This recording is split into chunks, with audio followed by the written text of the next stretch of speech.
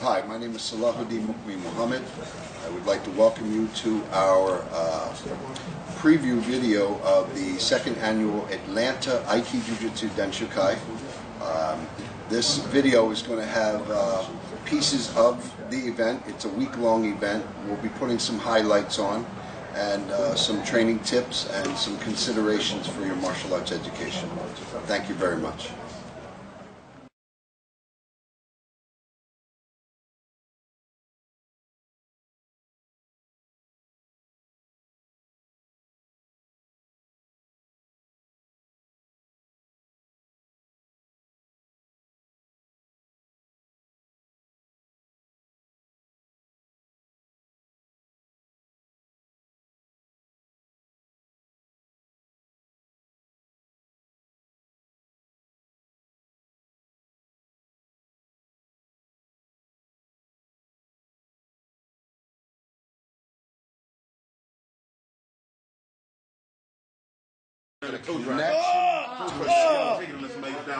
Like this, like that here.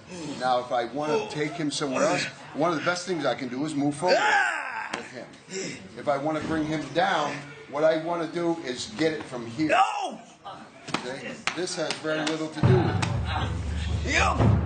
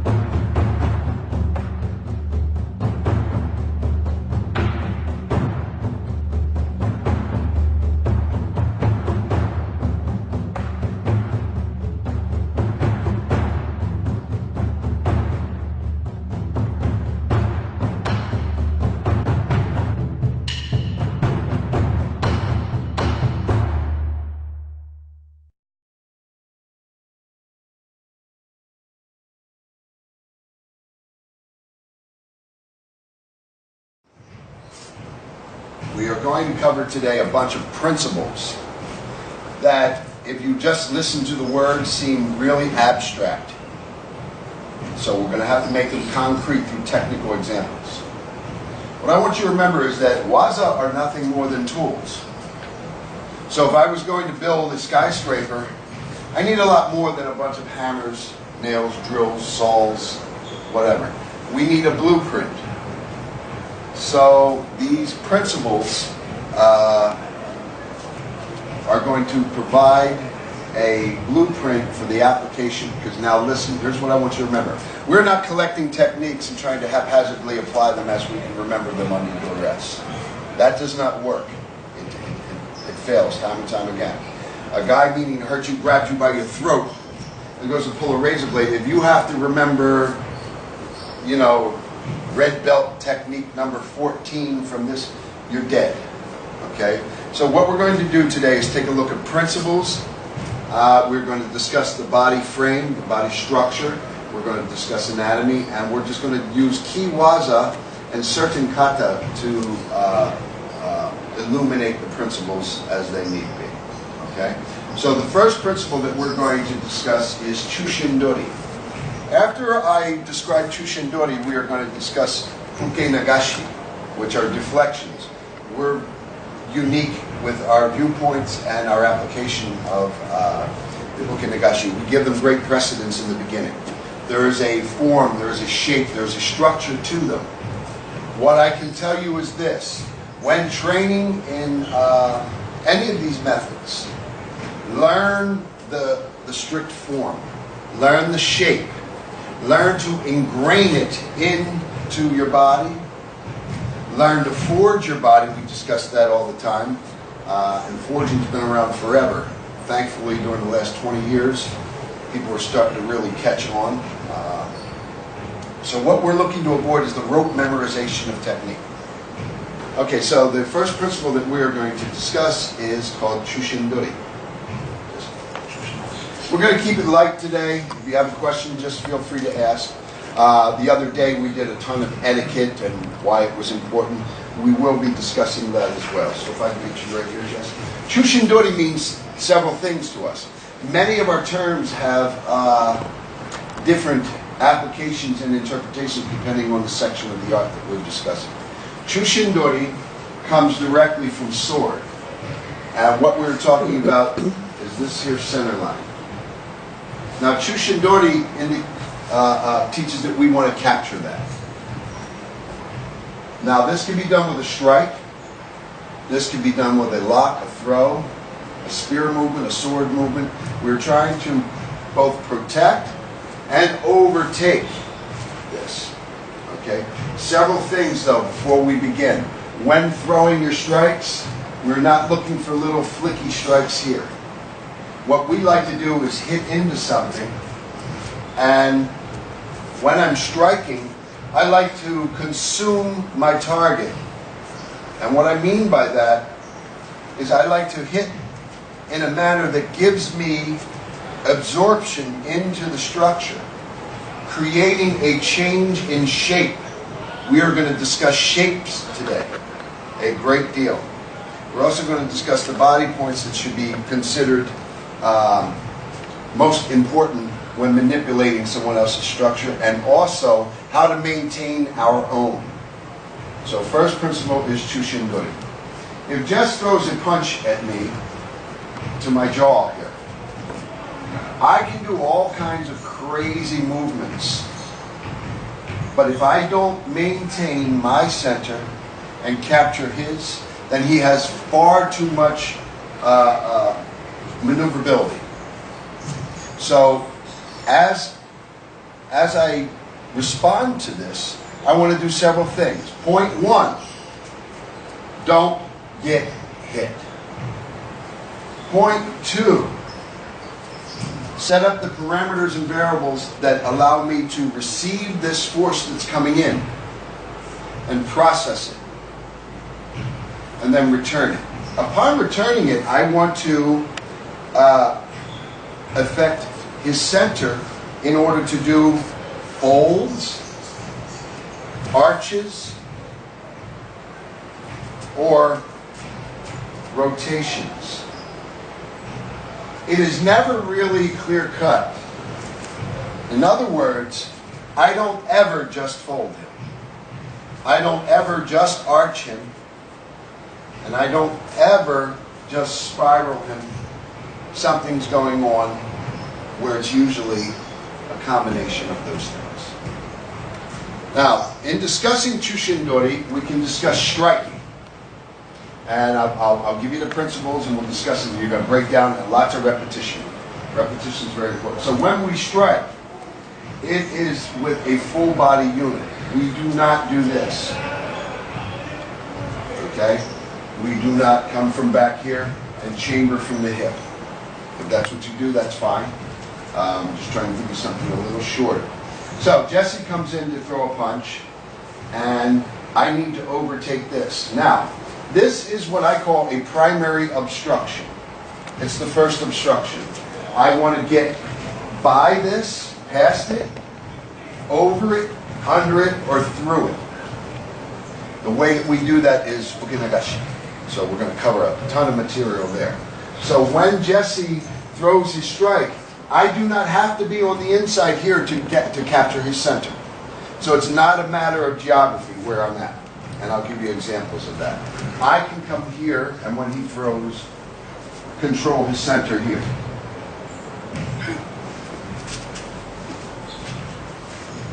I can come through here with a strike of my own. That's Chushindori. And drop him. I can come to the outside here, come to the inside, and take it there. So come here. So when he comes in, where I'm at doesn't cause a problem for me. You are where you are. If you go to the mall and you're lost, you ever seen the map? It says you are here, frame of reference. So if I come to the outside Soto Erimi and I do Hijiwa, and here I have captured his center. I am not facing his center, but that's okay. There's other ways to get to it. We do not want to move in one line of force. So what I'm going to tell you is, for Chushindori, I can fold him, I can arch him, or I can torque him at an angle. So what I want you to do is we're going to work off of one single punch as a frame of reference to begin. When we start going freestyle, you guys should be throwing combination punching after we get through ukinagashi. So Chushindori denotes that I come through here and take this center. Whether it is striking, whether it is pressure point work, or whether it is working the opposite side of his body. What do you feel, Jesse? My spine is locked up. And there's a lot of pressure on my thighs and my ankle. This is all Chushindori. My whole body must move as a unit. Even though we do a lot of inguinal crease work, my upper body, my torso is connected to all of it. Okay?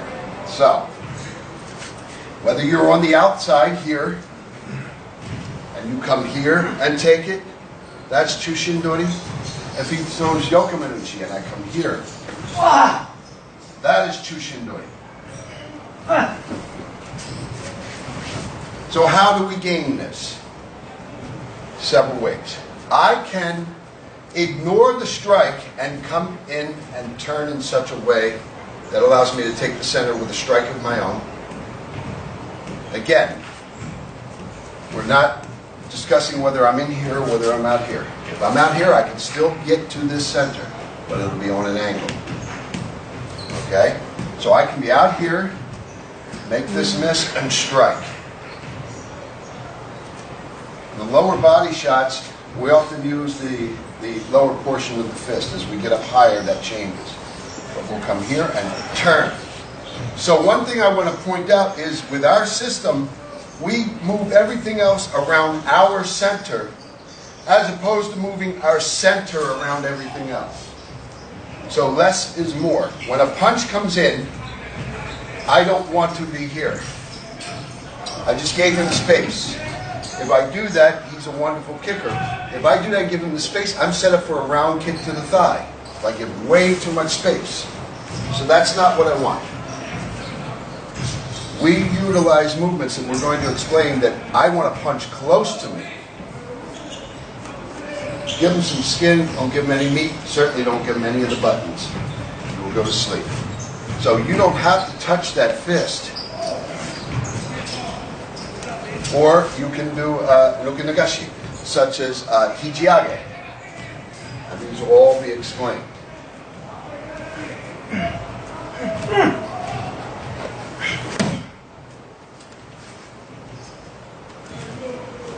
So, anywhere where I'm on the outside, I need to be able to get to this center and control it. Okay. On the inside, uchi-irimi, I use the nagashi as one, deflections, yes, points of contact, and then manipulation points. We're going to go over the shape of these ukinagashi to tell you how to get into his body. But if he throws a punch, I will come in here. What do you feel, Jess? Distort the spiral all the way from my hands to my ankle. The key word that he said was spiral. Some say that we are, some will say, well, my art is a linear art. Some people will say, well, my art is a circular art. We are completely spiral. What is a spiral but a combination of what? Yeah, linear, circular together, spiral. So, when he throws, and I come through here, I'm not doing this. This gives me nothing. I need to come in here and understand his body.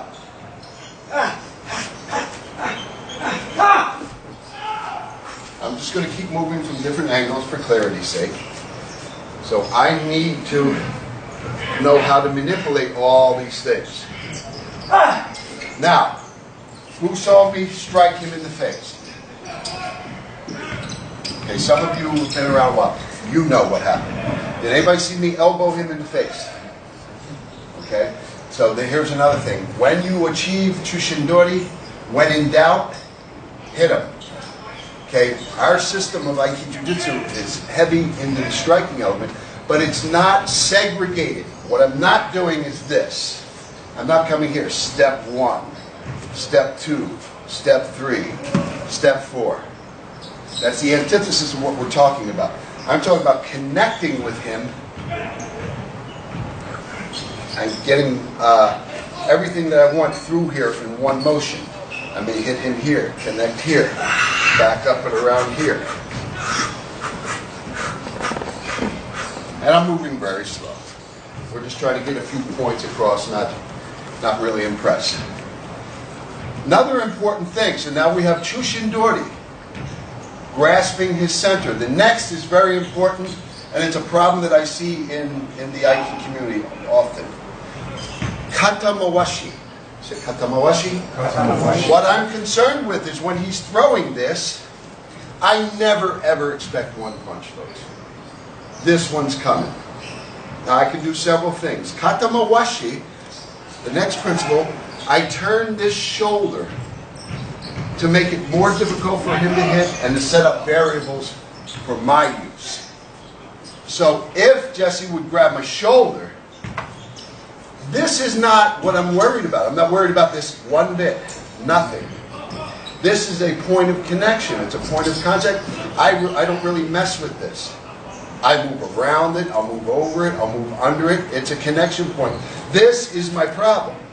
Kata mawashi teaches me that if I align everything up properly, what happened now? Yes? As he waved from that side, my shoulder went back. Anatomically, to hit me, what do you got to do? I've got to actually rotate this shoulder. I need to roll and retract this shoulder, disengage from here. Once you're in their structure, it's not a joke. You're in there. None of this is, and you all will get a chance to feel this. So, kata mawashi. So we have Chushindori. So he has an idea to grab my shoulder and throw a punch. That's Chushindori. Now kata mawashi, when he grabs, I'm going to come through here. I turn that shoulder. It's very powerful. Those of you that feel this method can attest to that. Now what I don't want to do, however, is have any slack in what I have on him. So in other words, I don't want to do this marvelous work and get him down here, then he can regroup, step through, and grab a leg or anything like that. So keep moving.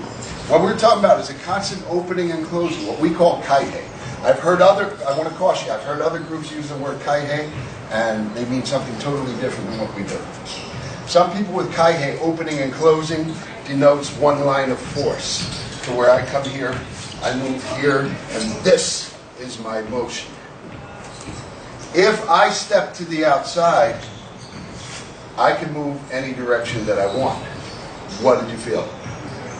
I felt this, I didn't feel that much pressure here, so I walked out my elbow and set my hip and What do you feel? back. This is not... My shoulder is now up, closed packed position, up by my upper trapezius. Okay, now what I have to explain to you, and he is stuck here, is this side of my body is powering this. So when I come through, if I touch him here, and I want to move this arm this way, I'm not going to bully through right here. This is our point of contact, point of origin, if you want, in our association together. So if I want to take this arm out, what I don't want him to do, I don't want him to be able to recognize here.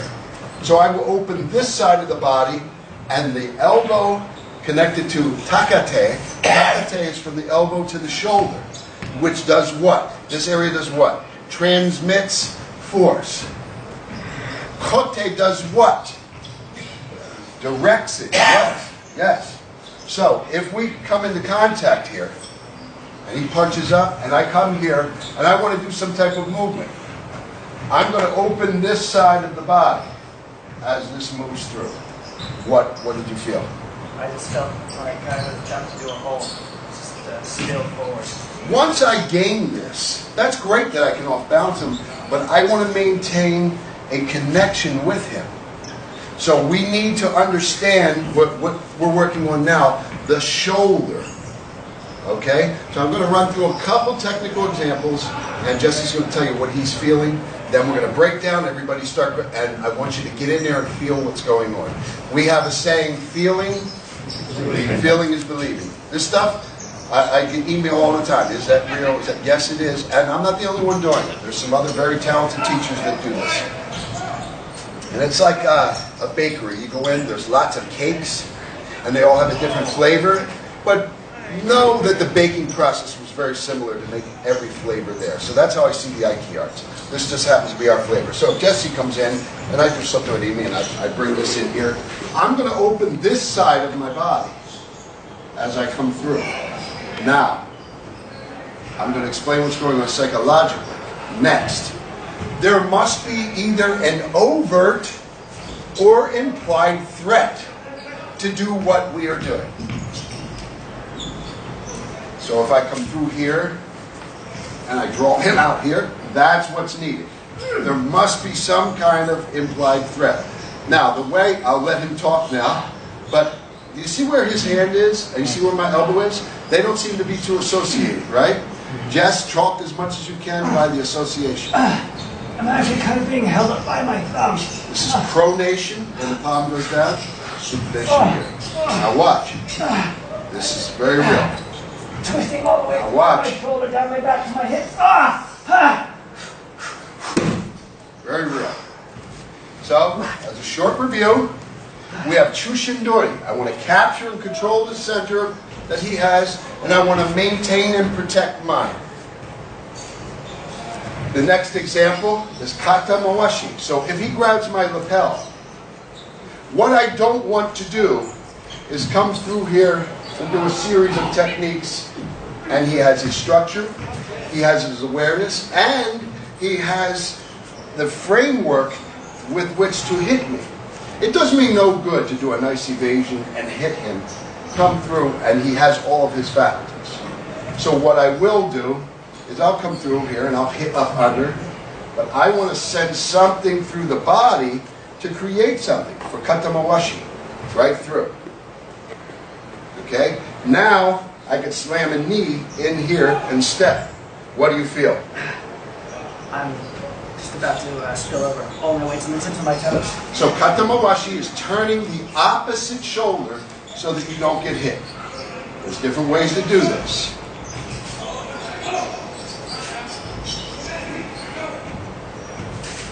It's not just this side. As he goes to launch, we have different strikes. So far, we have Chushindori, grab his center, control it, maintain my own, and protect it. Kata Mawashi is turning the other side of the shoulder, and throughout the next 3 days, we're going to give a lot of detail on each of these things. Okay, next, Taiju Dashi. Taiju, body weight, and dropping. Okay, so what we're going to look at with this is, a lot of people, when they want to do a technique, they'll swing the arm.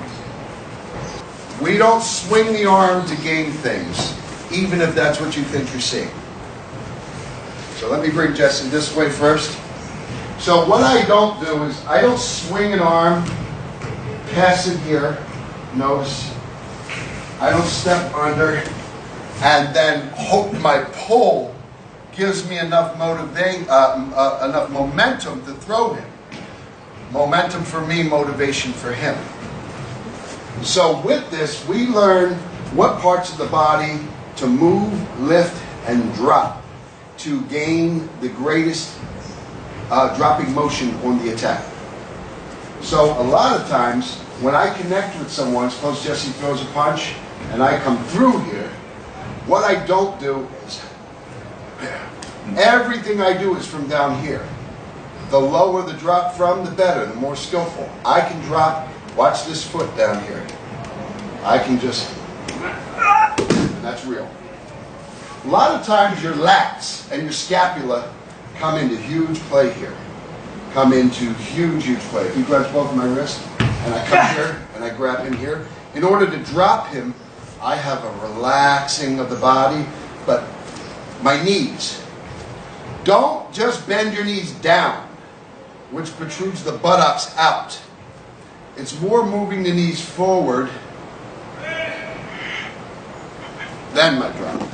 Waki no chime, which is a tightening of the side, not armpit, side. So when I move, if I grab here, my elbows will move in and bring forth movement and fire up the lats. Here. So there is an expansion back here, and there is a concave retraction in the front. So the old advice about stand up, shoulders and chest out, very bad advice. Very bad advice. Next thing too, my lower back wants to be relaxed. Yesterday, what did you feel when we were doing the work yesterday?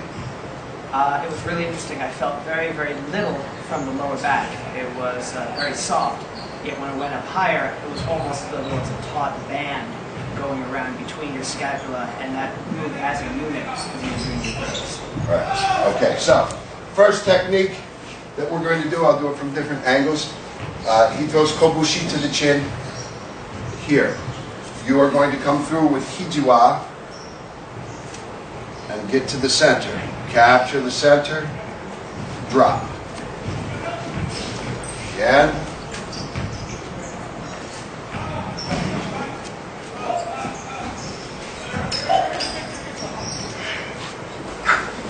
That one can be pretty brutal on the throat. Then after you're done with that, I want you to engage the other hand. Come through with hijiwa and find something to do with this hand. There's different things that you can do.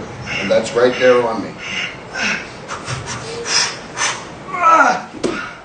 Okay? There's different examples that you can use. See how I did this? This is oshite. We're going to go over each of these.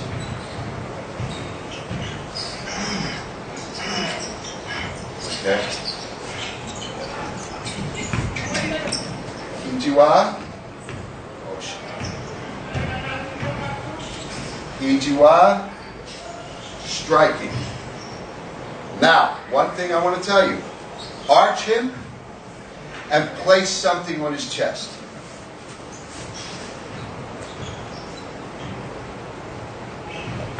Place something on his chest. If it's not affecting the breath, then you don't have anything. The weight drop can be from the knees. The knees go forward. The muscles of the legs control. This is not haphazard. And the lats drop down. Okay, here. Hijiwa. We're going to go over this in detail. Then hijiwa will bring this up. There's a lot that you can do. Okay? And from here. Let's go here. Hijiwa. If he throws that, we're going to discuss all this stuff. What do you feel? I spiraled into one spot. Spiraled into one spot. And then I can continue to take this elsewhere, but we're just going to keep it simple right now. So, after hijiwa, which I'll break down, you have this stuff to mess with here. What do you feel here? All of my weight is on it. Again, we're moving slow. We'll pick up the pace. Okay, Hajime?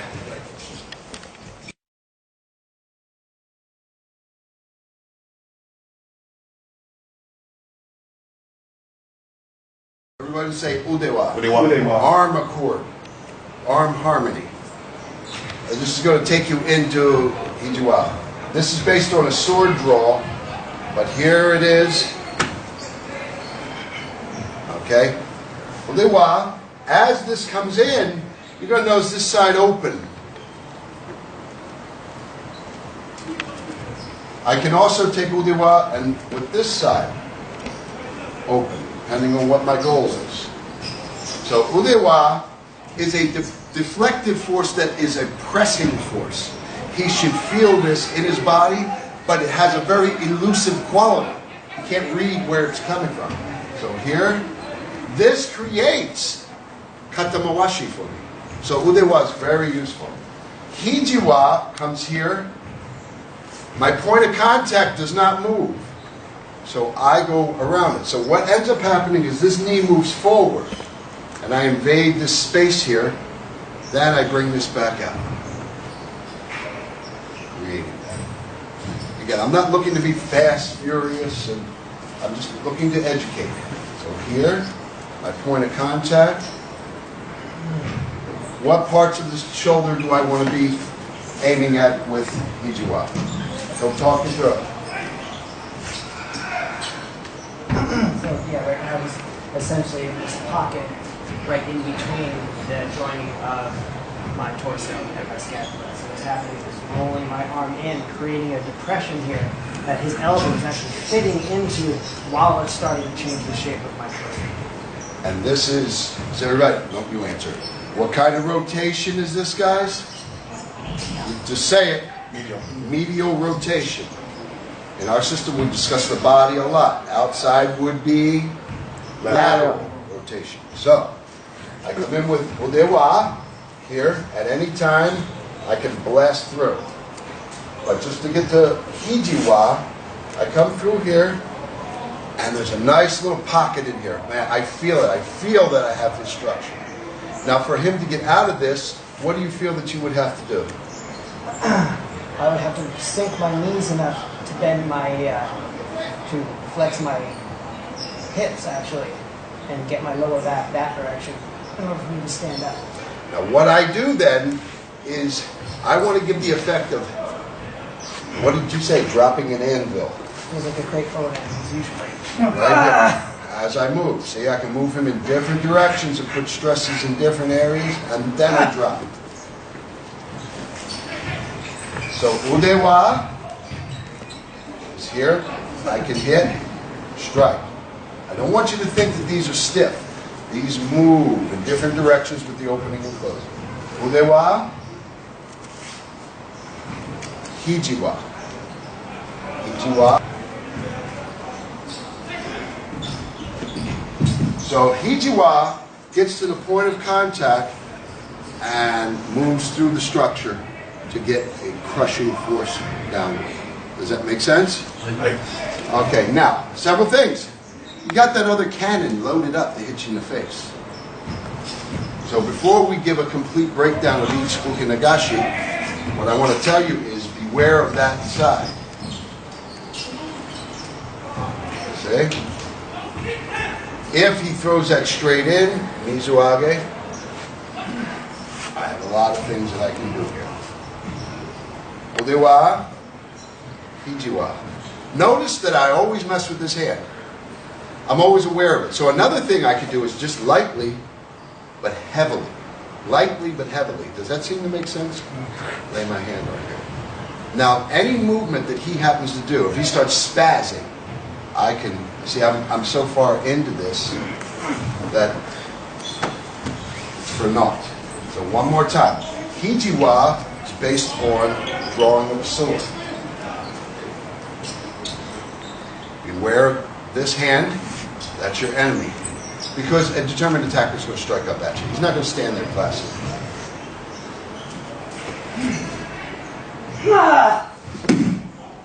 Alright. So, that's me. A lot of my arching happens because the upper body seems to run into something and the lower body keeps going. Okay? It's a very, very astute point. Don't be in a hurry with this. And this isn't here. We're not, yeah. This is touching the point of contact and going right around it. Going right around it. So, here and right in here is where I'm looking at. When I'm in there, that feels like a handle to me. I mean, I know this looks funny, but I could literally move him like this. Okay, so Udewa comes across here. A lot of times I'll open that up purposely for him to throw this, which I can then turn into something else. What do you feel here, Jess? It's actually tough to breathe. So if you see something leaning on me, it's stuck. Yeah, this is completely straightened out. Most of my body weight was on it, so I couldn't take it off. So when you come through Hijua, if you don't get through, he's going to fire. I want you guys firing at each other today. I want you firing at each other. Any questions on Udewa? Anything I can clarify for you? Okay. Hajime. Punch comes in, we need to know that we have the correct angles on this stuff. So an acute angle on this elbow when you're doing Udewa or going into Hijua kills your connection with your scapula and your lats. So what you're not doing is coming in here. You can, and you're going to knock that away and you're not going to get hit, but you're not going to get into him. So I'm asking you to keep this a little bit rounded here. Then there was a good question. Some people were throwing both almost simultaneously like this. Okay, what do? On your ugenagashi, don't be married to any of them. What I mean by that is, if I'm coming here with Udewa and that comes through, Katate Mizuage is very good to use. In order to get arches, there has to be an implied threat. When I'm moving my fingers toward Jesse's eyes, I'm moving them, first of all, under his line of sight. So that's how I'm getting the arches. Some of you are coming here and not setting up the parameters and trying to muscle an arch. That's not what we're doing. Oftentimes when I come through, my strikes come up from underneath.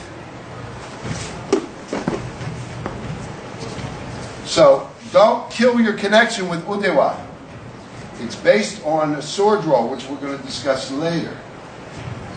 At any time, you don't have to go through some fancy Aiki solution. I can come through here with Udewa and hit him. I can do a slower strike to check his reaction. I can come through here and do what I can, and when he blocks it through, here is a point of contact. If he grabs here, now let's just say we have this. So I'm claiming this here, and he grabs this. Do not become overly concerned with this. Keep everything else correct. So if I come through and I throw a back fist, and he grabs it. Okay? Now I come over and he grabs my back fist. I don't want to be overly concerned. This arm has to be like a heavy hose with water running through it. I'm going to take this from here to pronation and do it through his structure. What do you feel? Oh, all the pressure just went to my legs. So when you do these ukinagashi, and we're going to go over each one and tie it up as a theme, don't be married to them. If he throws, I can come here and I can come right here. I just go from nagashi to nagashi. Now, as you see, how many locks do I have here, Jess? At least 2 or 3. Okay. So I come through. Udewa. In my head, I have the perfectly set up back fist, which he's going to connect to and grab. Do not become overly concerned, because everything I'm doing is down here. Down here, I move my knees forward. Now I take my hand into pronation and bring it around. Okay? Done a little quicker.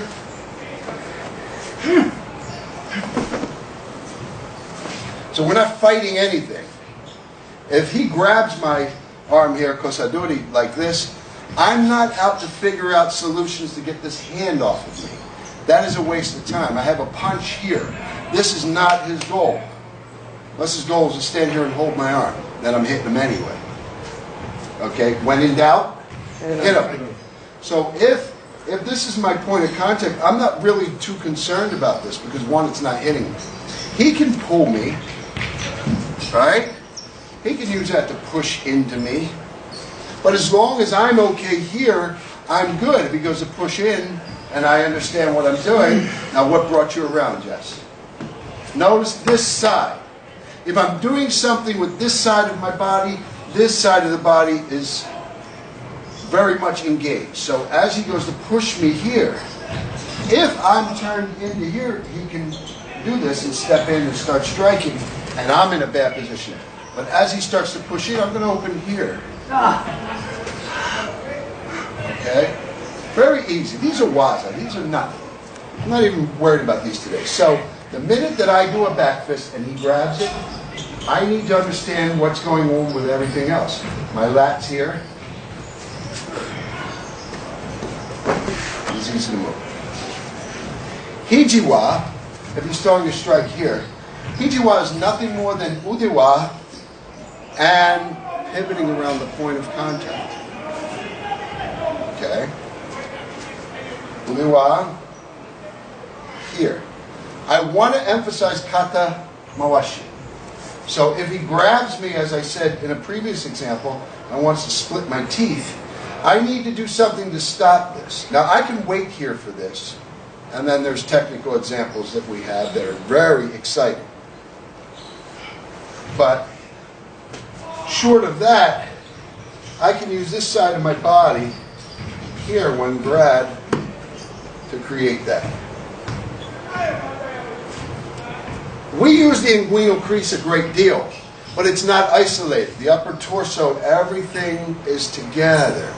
Everything is together, whether it's my hands are pronation, asagal, no matter what I'm doing. So that's the point that I want to make. Udiwa, you don't want a sharp angle. Now I can come down and destroy the limbs. We have those. We're going to cover those.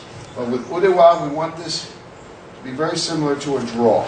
If he comes across, I have got to know how to maneuver. What do you feel here? This is pressure that's going into my body. I'm kind of hanging on it. I'm going to go to pronation. That's a drop. Okay, so go back to udiwa and hijiwa.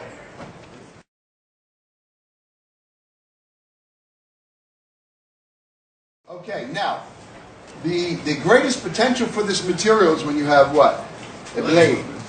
A blade. It gets ugly. But I want to show you some of the principles and how they work. If he throws a strike. Now, this obviously wouldn't be a punch. I don't denote the dagger against empty hand unless there's multiple attackers and some of them have a weapon. But when we come through, it's based off of the same principle as we have in Denshukai. So, udewa will cut as we go. This, I think we all agree, is an implied threat. I can get him to do arches and things just based off the presence of the blade. So now what I'm going to do is walk through each of the okinagashi, and then we're going to pick scenarios for you guys to work on, and then we're going to have free play. Everything's unannounced, punches, grabs, whatever. Okay. The first technique that we're going to take a look at is katate mizuage. It's single-handed or one-handed rising water, lifting water. What I'd like to tell people is this, several things that are important. Learn the form and the function, ingrain it into yourself, but under duress. Keep the principles there with you. If your pinky happens to be here, guess what? You're going to be all right.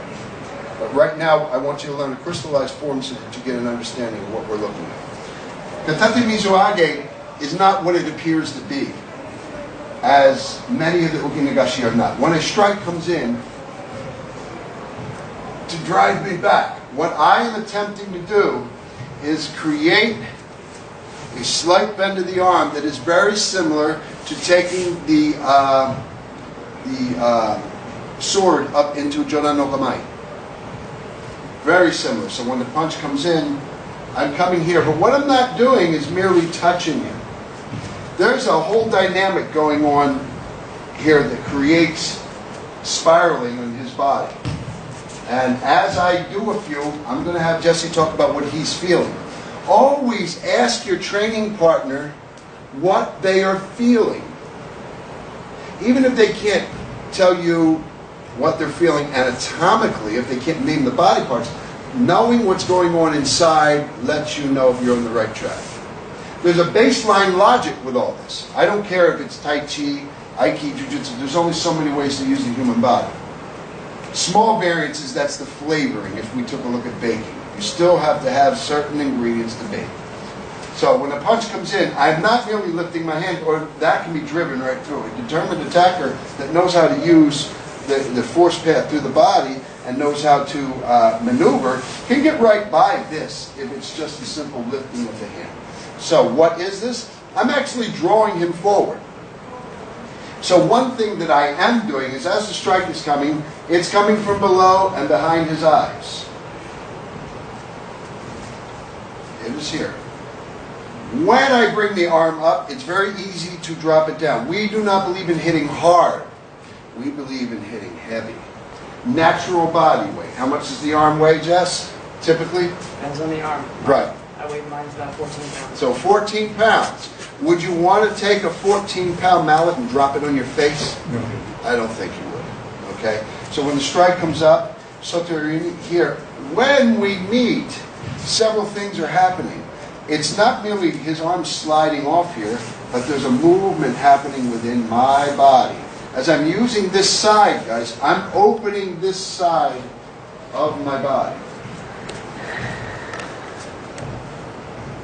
I can do several things with this. I can drop down and just drop a heavy hand down onto him. I can take that space and create an arch. Now what I'm not doing though is forcing any of this. I don't want to come here with Katate Mizuage and step through and try to arch him. I want to set up the perimeters that allow this to happen. Right there. That's our connection, and that is very real. How soft is that, Jess? It was very soft, but I had to fall. Now, soft does not denote weak. At any time I can put weight on top of those arches and affect his breathing. I can joint lock, and these are easy.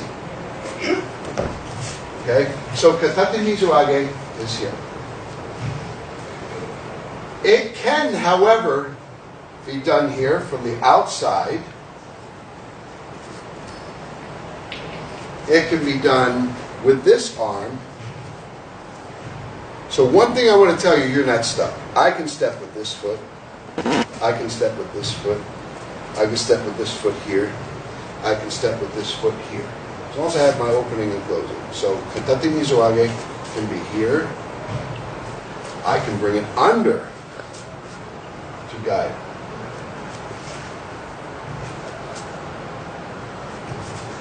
Think that you're dousing yourself with some water. Here, it can be to the inside. What I'm looking to do is change the shape. The key to this Denshukai is changing shapes. When we start reversing joint locks, we're going to discuss changing shapes. So what he has here is a punch to my chin. That's his shape. That's what he wants to create. So what I have to do is not get hit in the face, connect, but using movement, change the shape of this. At any time I can come through and strike. So that is Katate Mizuage. With a blade, I can have the blade here, and if he's, it doesn't matter if he's stabbing, punching, whatever, we're just talking in abstract. Katate Mizuage. I will bring the blade up, cut as I go. There's a number of things that I can do. Our blade work is very big on Kazushi. What do you feel? All the pressures in my thighs. Listen to what he just said. That'll come in handy later, all the pressures in his thighs. Okay, and now we have Rote Mizuage, which is here. This is very simple for striking, for grabbing, for taking him into anything that I want to. Again, we have an arch. Something you can do with the arch. And by the way, I'm not carrying his weight. I don't feel his weight. There's a lot that I can do here.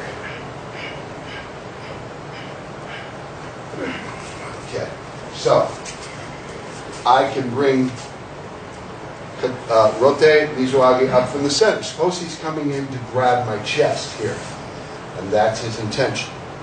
Now with this, he can push me back, he can pull me forward, or he can torque me in some kind of a spiral. To stop this, Rote Mizuage is very powerful. This can be a deflection or a limb destruction. Yesterday we did a ton of limb destruction work. I'm going to do some today, but nothing like yesterday. But suppose he comes in to grab me. I can... What do you feel? All of my weight is spilled onto this 1 foot. 1 foot. So, it will be here, and up, at an angle.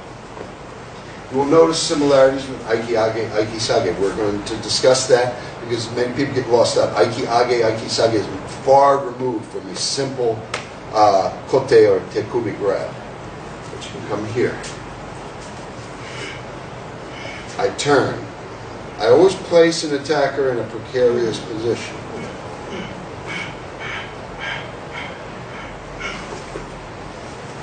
So we have Katate Mizuage, can draw him in. You see that draw in?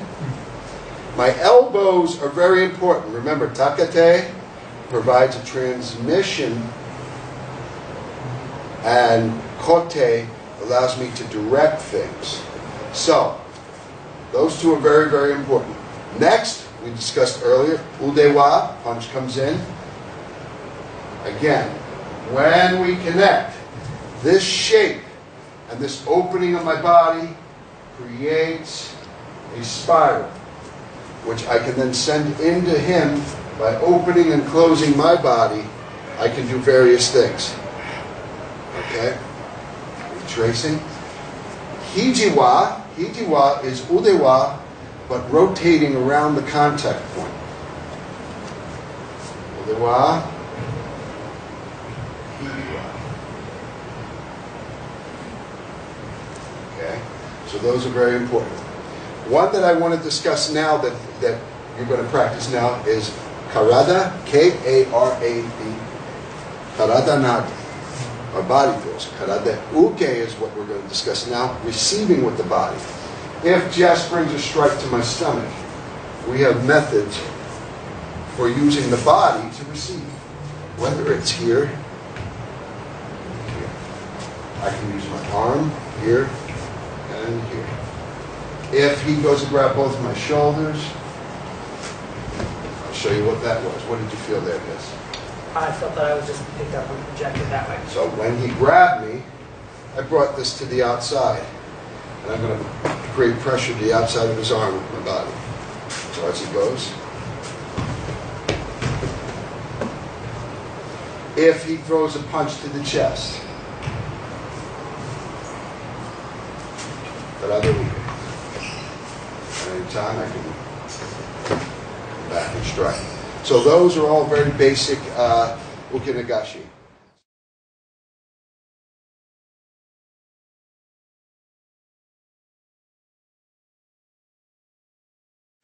I'm going to open and close and do oshite. So as he strikes in, it's a pressing force. And it is downward to cut into his body. When I do this, I will often then manipulate the top of his body. If he throws a strike in, I will come here and here. You will see that a great deal. This, however, is not a slap. It's not a slap. Jesse, when we were engaging with fast action, what did you feel when I was just doing the pressing hand? As soon as you touched one side, it felt like it sealed off the 3 other limbs. Was I over there? Oh no. See? So you can seal everything off. So strike comes in, it's here, but it's a dropping of the body and here. This time I'm stepping on his foot. Again, if you gain this requisite skill, you'll be able to do anything that you want with this arm.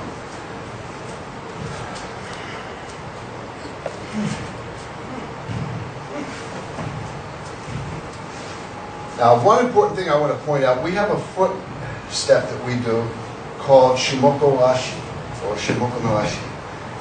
This opens things up for me when I want to exit on out. Shimoko no Ashi allows me to turn, and you'll notice my foot moves, but the foot alone isn't going to take me out. Give me a slight push. As a matter of fact, it's bad for me. But if I can learn to move my body properly and set other things up, now I've taken away the angle that he had. So Shimoko Ashi allows me to move and open things up. But if you look, it is all one unit. So as he comes in, it all moves together. So we come in, it's a palm press, but it's not step and press in. It's all this together. Okay? So now what we have is katate mizoage, here, over here, okay? Here, all these areas. Okay? So that's katate mizoage. Then we have udewa, here. I want to emphasize kata mawashi. I want to turn the other shoulder. Okay. Now, hijiage. Hijiage is unique and it's very nice. I use it against a lot of boxers. Before we get into hijiage, I'm going to show you another tool, which is kobushi kodaki. So when he punches in, I can gain some space and destroy that hand. You have to know which sections of the hand to hit. But we're very big into limb destruction. Very different than what I see in other systems though. I can come here and destroy this here. I'm going to take this back here. But with hijiage, it's a way to connect. I'm going to do it in different areas. I can use the outside arm, the inside arm, but just taking a look at it, I come up here. Now, when I get in here, what do you feel, Jess? I feel like I'm starting to be thrown forward. So this is not an isolated movement with my elbow. I'm not going, yeah. I'm coming up, relaxed, here. Now my lats, my armpit, my scapula play a big part, but it's my entire body. Shimoko no Ashi. That's me. So I come up. Now I can turn back this way. And turn him into hijiage. I can do hijiage out here. That makes it very simple to go into hijiwa. Hijiage comes up, and then it is my entire body that moves. Okay, now something I want to say, we start to discuss karate uke. What we're going to do is get used to feeling pressure. Stand up. With karate uke, we're going back to changing the shape. So I'm going to go through slow and put just some pressures so that you can watch how the body works, and then I'm going to do a few myself. But as I come through, you see, it creates a void there for me because my intent is here. I want to smash because I'm trying to hit hard. Now that's coming behind my elbow. So I'm moving in this one line of force here with this directed intent to destroy something. And what I think is going to happen, here's what I want to happen. I want to hit this and fold him forward, then come down with a nice elbow. There's my thought. I walked out the door thinking I'm going to do that. But when I come in here, his reception consumes my weapon and comes behind it. If I go to strike the far side of his shoulder or his clavicle and I come through, if he tries to brace himself, the clavicle is not something good to try to do that with. But suppose the shoulder and I come through, he can feel that pressure coming into his body. So karate uke is about changing the shapes and the breath. So if I come through and strike, that is the first example. Let's do it this way so everybody can see. First example, and I want you to seriously just step forward and put pressure. It should move. Pressure. A little more. Pressure. Pressure. Okay? So it's about conforming your body and knowing where to relax. Now, are we ever totally relaxed in Aikijujutu? I mean totally relaxed. Can we as human beings really just totally relax and function every day? No. So there are pockets of tension that we choose to allow to maintain our frame. With karate uke, when a strike comes in, we feel that and we make the allowances that we need to make to absorb or consume that attack.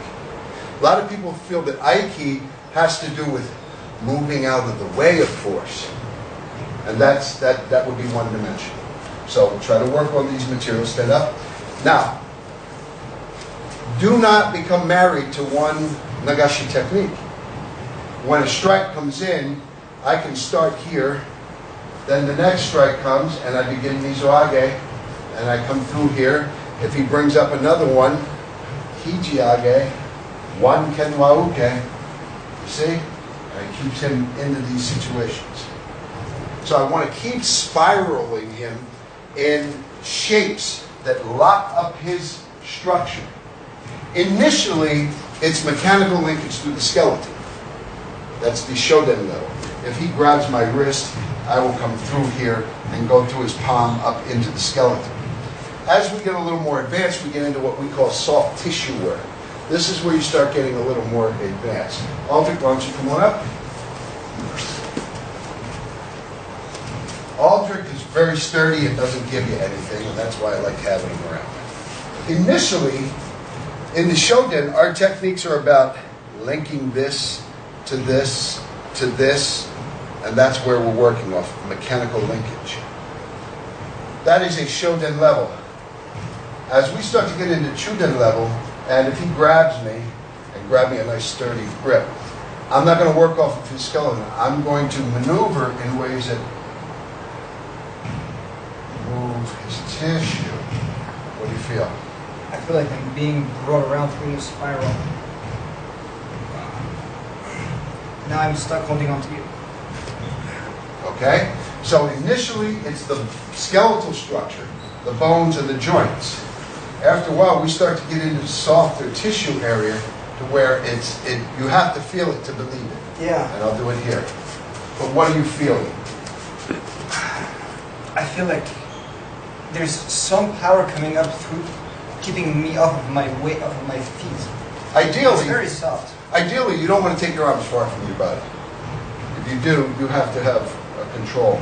You want to keep control of the armpits, scapula, lats, and the elbows are very, very important. From here on up, I just direct force. I'm transmitting it through takate, from the elbow up to the shoulder.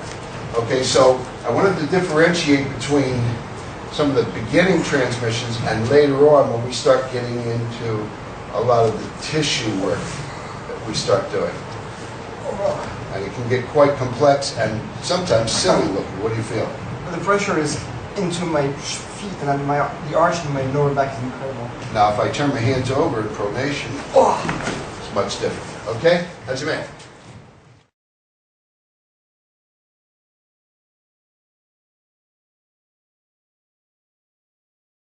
Okay, now what we're going to do is work on some patterns. These are not written in stone. These are for you to have a pattern to work with, because now we're going to do freestyle work. Okay? Your attacker is going to be able to throw the combinations that they want.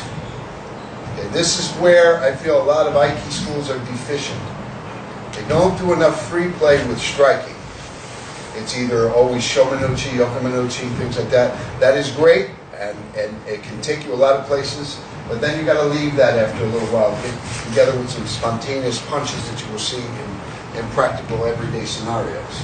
So I'm just going to give you a couple hints with the Uge Nagashi. So far we covered a few of them. Now we're going to put them in combination. Okay? I grew up in a city full of boxers, Philadelphia. I have friends from New York, and a lot of people are very cagey in the street. So you're going to have to really learn how to take advantage of the inherent structural weaknesses. Okay? So I'm going to give you several scenarios that you can do. So when it comes to, I don't put so much into this here that if something goes wrong, my mind goes blank. I always have to have an intuitive feel for what I have going on here. So that when he's launching, I'm moving in a way that's very economical. Now with this, as this elbow is doing something, this side opens.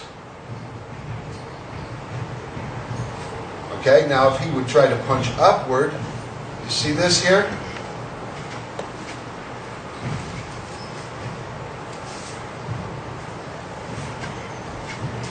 I'm not going to worry about his punch. So here's a couple different things that you can do. Udewa, katate mizuage, bring it back over.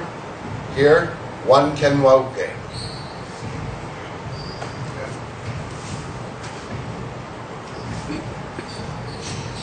Okay.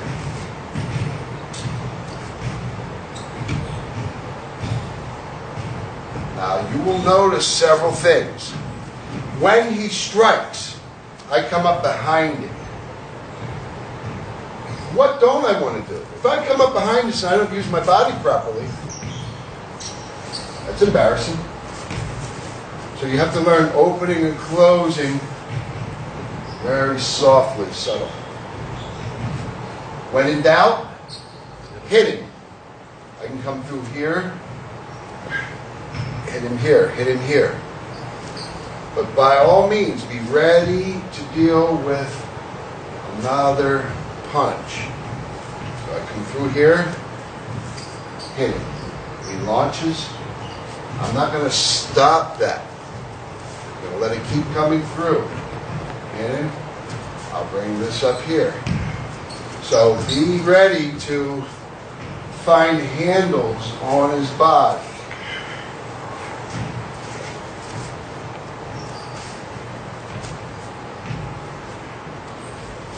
If in the middle of doing something like that, he throws, I'm going to have the wherewithal to move with that. I don't want to get jammed up in my own structure, and obviously I don't want to get hit. I can come here and across, and bring this back up and over. There's a lot that I can do, as long as I keep his body from connecting with me.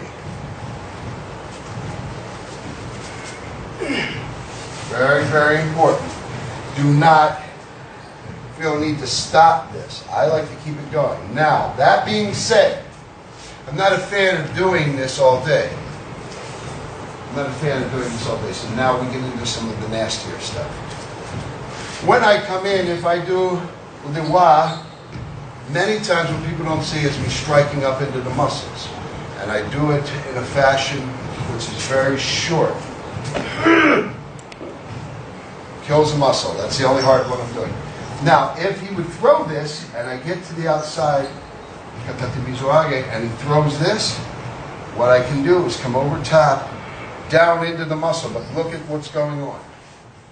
So my muscle destruction has to get to his core. On this side, I will come here, I will bring this, open this up, and hit it. So muscle destructions work very well. Okay, from here, so you can see this. I will come here as this is coming around, move my body to destroy the muscle. I can come through here and destroy the hand here. But now on these, I can get a localized destruction, but is that going to end the fight? No, it's not. I've used them, it's not going to. So now that I'm in here like this, I don't want to get bunched up in my structure. So as he throws this one, I'm going to come up behind it and create something. I'm always trying to strike from a blind spot. I don't want to stand here looking at him, he pops me, bang, and I come back and I pop him. That's a war of attrition. So what we want to do is use these uke nagashi to not only not get hit, but move into his body. So if he pushes with some strength, what do you feel? I feel like it's pushing me that way. Look at this side of my body, guys. Here's our point of contact. I'm moving from my elbow. Look in here. Okay, what I don't want to happen, I don't want this getting pressed into me. Okay? So I have to keep my scapula and my lats involved. There's an expansion. If he throws over, I need to be able to. Did anybody notice what I did to the small of his back? So watch that next. Here. Pulling that through. Right back here.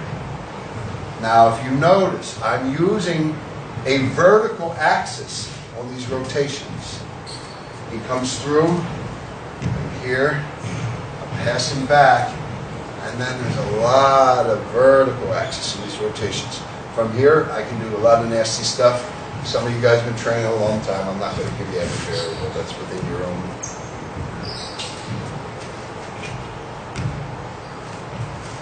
I can do this sequence.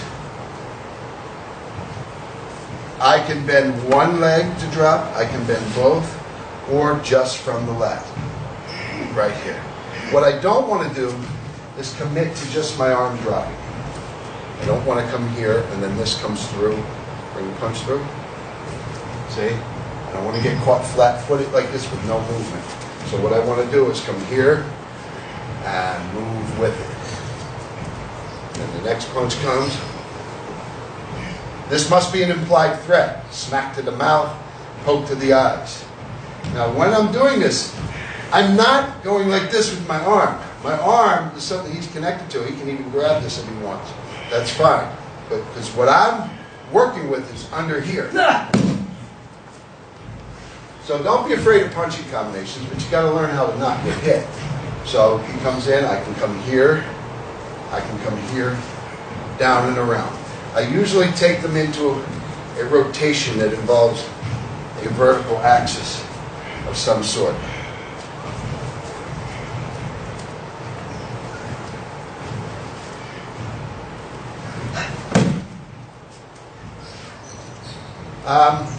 Kamae, very important.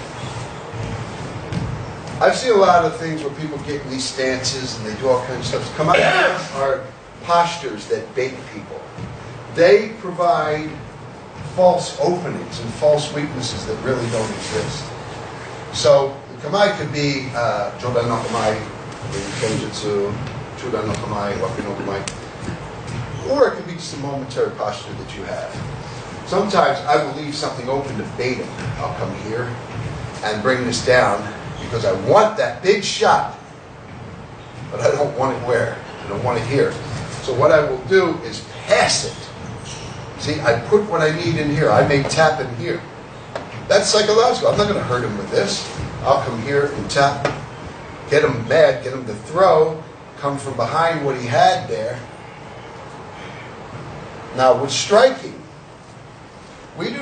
our striking is not segregated. So our striking is not here. We don't do that. There's a cause and effect to everything. So when he strikes, and I come here and I strike, it caused a change of shape. So that's what that's about for me. So I'll come through here, and when he comes through here, and I come through and I rocket that strike, it has a very specific goal in mind. So I want to give you a little formula with these nagashi, okay? That takes you outside the realm of using all the Japanese terms. You guys that know me know I use a lot of Japanese terms for each principle, each strike. But let me just give you a formula. So you come through. You have ude wa, katate mizuage, get out here, arch. Okay? Ude wa, katate mizuage, fold. Then you have ude wa, katate mizuage, arch, fold. Now, you see this? Make it go into anything. How tight was the arm lock? Extremely tight. Okay? So really what you're trying to do, you're trying to do one of three things, but ideally, a combination of those things. I would like to create a fold, I would like to create an arch, or a turn or spiral, depending on how you want to say it. Ideally, I want to do a couple of those. So if he throws one committed punch here, and it's not a combination, and I move here, there's my arch. What I want to tell you about arching is, I'm not arching him back and putting his weight back here like a lot of people do. I'm arching him. Now this is kind of nasty, so I'm going to do it quick. I'm sending his force back into his body through his neck and his shoulders. That's why he's breathing the way that he is. It would be very different if I were to take that committed punch, come here, arch him, and have him merely back here. What is the difference? I'm actually pretty comfortable in this position. So there's a little stress on my thighs, but I mean, I can think. So when we arch, the body is arched, but the force is being sent back through their body. Their spine feels compressed. So someone throws a punch, and I come through here, and I happen to elbow and get that retraction. I'm not arching him back there. I'm arching him, and then my structure is leaning into his. At which time I can do any joint break, anything I want. I'm not worried about that. You guys have enough of these techniques.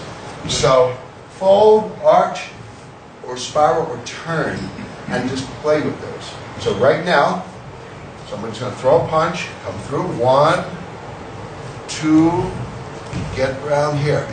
Now, he's not arching for me. I don't even allow that. Oh my gosh, you know, I don't want that. So what I'm actually doing is coming through here. As this is passing through, this here, I'm going to stay here for a second, is actually here. So when you see people shooting backwards, it's not because they feel like it. It's because I'm striking them. So we do a lot of striking. So one more time. Punch, liwa, katatebizuage, iriminage.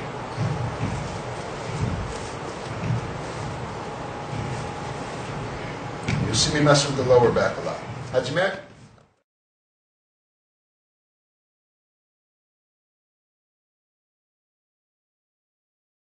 What we're going to discuss now is arching and folding. When we get into this discussion, we want to talk about quite a few areas. And you got to understand where these pockets of tension are in the body. So we're going to discuss those, because what I don't advocate is merely arching a guy and having his weight out there. There's a lot of things that can go wrong if you are not in control of the situation. When I arch somebody, I can, if my hand's on the shoulder, I know this sounds crazy, but I can feel his feet. That's what I want to feel. I want to feel. Now, very important, I'm not doing little flicks of the wrist. That's not what's happening here. So if you see a guy suddenly getting arched, it's my whole body working with his whole body. If Jesse comes here and grabs my forearm here, what I'm not doing is swinging this. If I want to do something, I'm going to use my elbow. The reason is it's connected to takate here, which goes back to my scapula, and we discussed that earlier. So when I move, this side of the body is directly in relation to this side of the body. So if he has this here, and I want to do something with this arm, I don't want to move from here. I don't want him to feel anything. So all my movement is from down here. Now it's very important, even if you don't see it. You can get this so good that I can open up this side of the body and you're not going to see it. What do you feel, Jess? I felt like I was driven that And there's other guys that can do it just as small. So it doesn't have to look like this. Doesn't work anyway. I breathe, I open with this side, and I move from here. What do you feel here, Jess? This side, almost nothing. Okay? This is not describing the waza. Now we're talking about arching. Very important. When I do these arches, I don't want his cooperation at all. Watch me very carefully, and if you ever get to see any footage, slow it down, slow motion. You'll see what I'm doing. I am bringing objects in front of his field of vision from underneath, and they must threaten. If I'm under duress, these are not mere implied threats. I'm going to hit him. When in doubt, hit him. Our particular expression of Aikijujutusu is heavy on striking, but it's not segregated from anything. So I want to come up from the field of vision to arch. So now we're at the point of discussing these arches. These arches create different areas of tension, some mechanical, some muscular. And after we get a brief explanation that should make this pretty clear to you what these are, then we will go into the waza surrounding them. Just give a quick explanation. You can use my body for any explanation that you would like to give. Okay. So very important in our system. The easiest and simplest way to describe the difference between mechanical and muscular tension is two words: tight versus taut. And usually we're dealing with opposite sides of the body. And essentially, if you have one area where a muscle is tight, on the opposite side you're going to feel a stretch where it is pulled taut. Inyo, yin yang, one side, one side. And usually you find that whether you're dealing with either a tight muscle, which is contracted, the opposite side is going to be taut. Pressure to either one of those sides is going to get a release in the opposite direction. So if I have, if he pulls his scapula together, making his rhomboids tight between his scapula here, that means that the tissue in front of his chest is going to be pulled taut. So if this is back here, and I have pressure coming in here, I'm going to get a release in the opposite direction. Same thing back in here. If he contracts pectoralis major on both sides, rounding both his shoulders, contracting his shoulders, then you're going to get a taut band right across the back.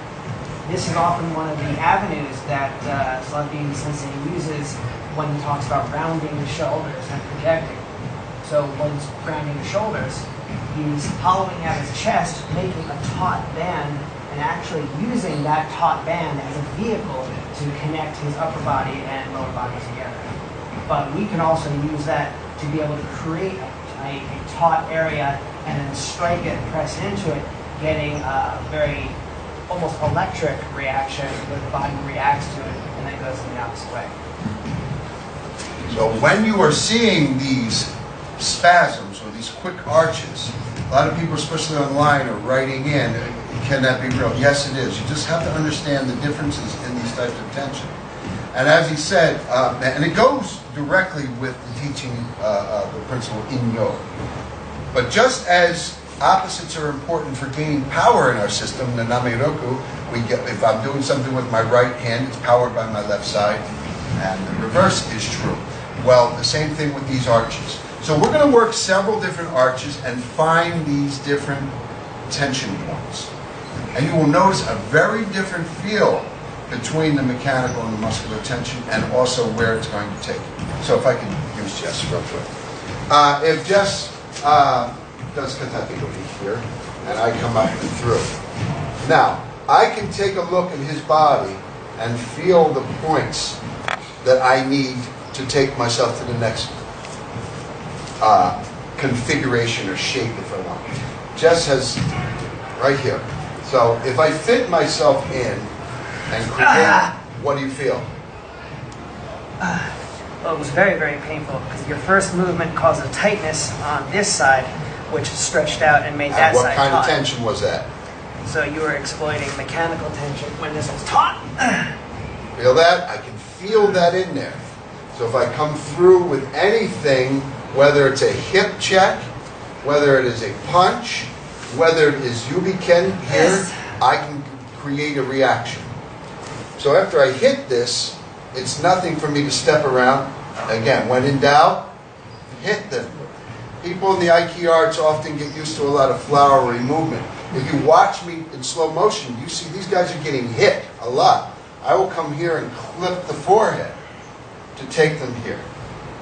And if you don't notice that, it just looks like they're just throwing themselves around. So find these points. If you can get a guy in here and feel what is there, you see that? It's not fake. And this is not pressure points as in pressure. Okay? Now what just happened there? What went through your body? I felt the pressure from my thumb. It dropped right in. So, if I utilize, say, Aikijujutusu, and then use a lateral rotation and take him back here, right here on this shoulder, I can strike lightly because it's tense. So I want to change shapes. Okay? I know what these shapes are.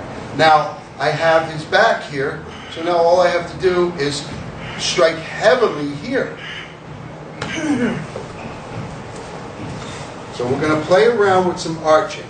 Several things that you can do. Punch comes in, ulewa, elbow, back. Now we're going to start searching for some tension points. Now remember, opposites apply, and in this, opposites attract. I can come up here, and with just a grazing of my knuckles, now I change the shape. Do we see? Now here, it's not as tough. So what I can do is bring my knuckle here in a motion like this. See? And find different tension points. Come here. And then to fold him again, watch. I have, what kind of a tension point? What would this be? Are you sure? It's mechanical. It's mechanical. I'm just going to stay here till somebody answers. Now watch. Now I do a weight drop. Sorry, Jess. This is right on mechanical. So I'm hoping some of our brethren in the Aikido arts will start really exploring these tension points. Now, striking comes into these beautifully. If Jess throws a punch that, say, is sort of arced down to my jaw, not so much a Yoko Minuchi, but yeah, right there. See, what I can do then is maneuver myself, hit there. Right there, I've created an opportunity for myself to find tension points. So Jess comes through, I'm here, I hit. Maneuver over. What do you feel? And what do I have here, Jess? Yeah, it's locked. It's a wrist lock. Okay? I'll show you the sequence again, and then I'll change the angle. I can come here and hit, back here and down, just messing with tension points. Those that watch the footage that have a grounding in this will be able to take this pretty far. So we destroy into the muscle, changing the shape, into the muscle. I'm moving very slowly. So once again, I'll show you that sequence. Anything that you can add on what you're feeling. Okay.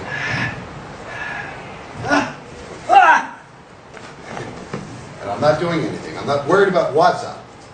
So I'm hitting here. Now, what is this? This side of the body is providing me a great deal of power.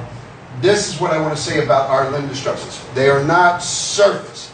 I am hitting and then purposely utilizing my body to get into the system. Okay? It's not magic, it's just science. So I'm hitting and moving my body in such a way that sends it where I want it. Then I strike again. You see? And there's no magic to this. You just find what you need. So again, here, destruct the limb. I want to be careful with this. So then I'm going to bypass him here.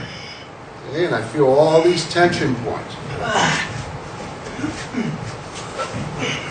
Okay? One more. I can come here, and then when he throws this, see the tension points that I'm messing with? He strikes here. Now watch how I'm hitting. Yesterday I hit him with one that hurt him for hours, so I'm Aiki is love, so I'm trying to. That's why I'm moving slow. Yeah, we're moving slow. Yesterday we battered each other here. Okay? Now what I'm looking to do is create arcs. You see that? Okay.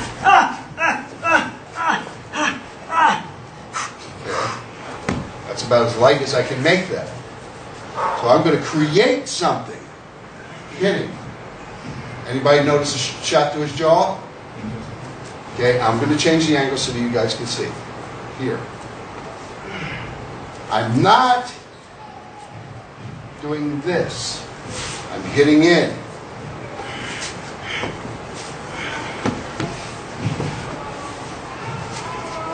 So these tension points, if you're on the outside, if he throws a punch here, and I do hijiage, tension points. Rest something on the forehead. Strike at an angle below that sends the bottom out ahead, and find these tension points. When they're bent, they're in the neck, they're all over the body.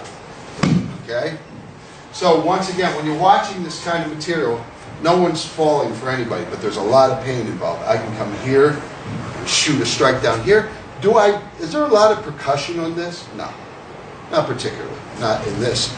But now that I have this, what do I have here, Jess? Watch me moving. It's a solid connection. It's very solid. Somebody said, well, I would just move my arm away. But when I have you out here, it's a different scenario. So then I'm coming this way, and then this hand, either Yubi Ken, Kobushi, I can hit into here. Send something this way. There's an arch and a strike down this way. Okay, just a moment here. Udewa is great because it turns and creates a beautiful area here for me to strike. This is not a fight ender normally. I will come here and hit him to drive him back. Now I know that hitting this, I just caused a nice solid connection here. So I will arch him. And then it becomes very simple. These are real. What do you feel? My whole spine is locked. Okay? And another thing with the arching is I send his weight down into who? Him. So when he punches, and I come through here, and I happen to create an arch, he's not comfortably out here. I place that, what Jesse calls an anvil on it. It's weight coming down. Never carry a man's weight, even if it appears to be just that. If he punches, and this time I won't use an arch, and I bring him through here, and he's on me at all, I'm not carrying his weight. It's off here to the side, but what I have is a handle. Fine handles. Okay, looking at the shoulder, right in here, we have an indention, which is wonderful for getting whatever I want, and it's real, it's not faked. Okay, so now we're going to work on mechanical, muscular tension as it relates to arching. That's me.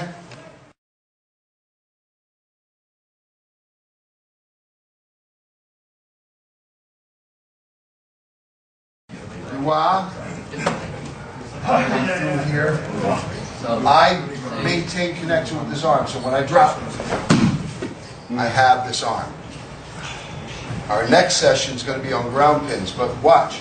Mechanical tension is very important. So I'll create some in here to create something that I can utilize. If I want his legs up there, there's something simple I do. I pull this and I drive in here, and that brings him here. If I do that hard enough, and he spins totally, then I meet him here. You see? So, what I don't want you doing is taking a guy down, just go. And I don't want you pulling on things. Give him proper motivation. Tight. I'm tight in here. If I'm going to move, he's going to move where I want him to move. Because I keep pressure on all the right areas. Again, your stepping drill from yesterday, have him up on his side. You can use katate osai. You can use any one of the locks that you want. But practice stepping. Go 1. Go 2. Go 3. Now with these, I must caution you, in a fight I would step. Now this is tight. Hakama, I have this pinched. What's that feel like? There's also pressure on my neck and my arm can't move. I'm over by his carotid artery. Leaning. This is so tight that I need to only pull back. Now, feel where the tension is. Don't just pull straight back, because look, I have leeway. I have a lot of leeway. Watch. See, I'm actually doing this forcefully. But watch now. Take it halfway. Now back this way. Much worse. Okay? Seal it off. Sometimes when I seal, I hit into the muscles. Hit into the body. But when you take someone down, what I'd like to see is no excessive pulling or anything. Use his anatomy to create what you want to happen. See how I did this? Put my knee here, and he will turn. I don't want to physically have to turn him. I'm not a big fan of engaging both my hands in anything. Have you ever noticed that? I usually keep one hand free for other options, or if I got to draw. Now another thing you can do is create shapes. We're going to go over this in the next session, but I'll create shapes. My leg will come in. If you look at the bend of his elbow, I will come in here, create this, and this side of my body. You see?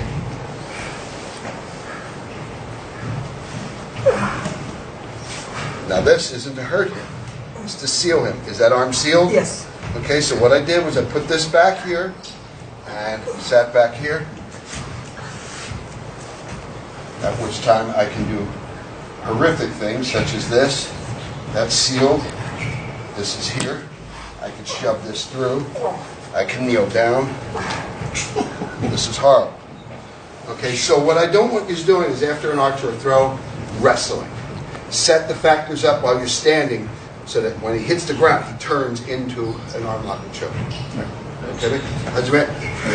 I'm not grasping at straws. When this comes through, and I come through here, before he hits me with that big locomotive, I can cut him off. Here. What do you feel? Okay? So, don't think you're going to play patty cake here. I'll come in here with udewa and cut that out. I don't want the second punch. Look at the size of him. Can you imagine if I was lax and came through here, congratulated myself, and had that big hand? Look at that. That would knock me senseless. So what we're talking about is, first of all, not getting your teeth knocked out. So right there, I'm setting myself up on the outside. Here, I have knees. I have all kinds of strikes. So especially against someone bigger, I'm going to move this out. If he does throw this, I'm going to come behind it. What do you feel? I'm going. Okay? So that connection, even when dealing against it. And all this stuff has to be on contact or it's no good. If he grabs my wrist and we say, okay, 1, 2, it doesn't work. I have got to establish everything. And then he grabs. If he grabs both wrists, I can't let him get that. So here's an important thing. You cannot allow him to establish what he wants. I mean, he's got bone crushing power on my wrist. My wrist actually hurt. So I'm not going to allow that to come. So I have got to get things going before that gets established. I'm going to give a little example of something.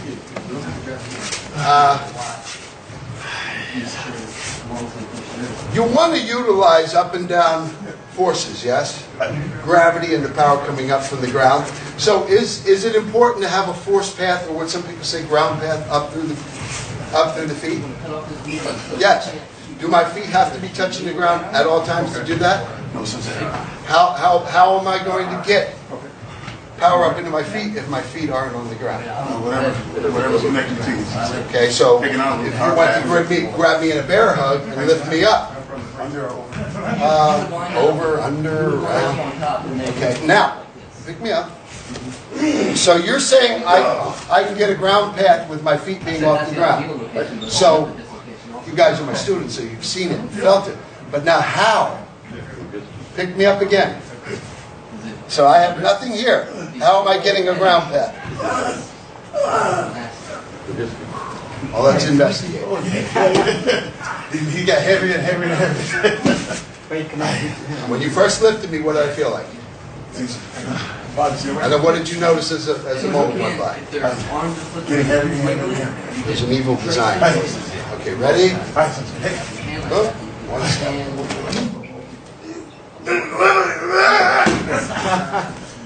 What is it? I made it huge to make it obvious. Watch between his legs.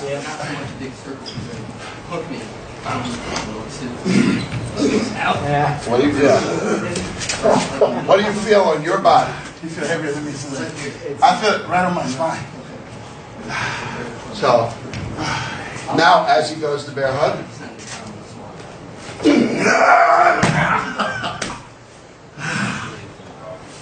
it's the same thing.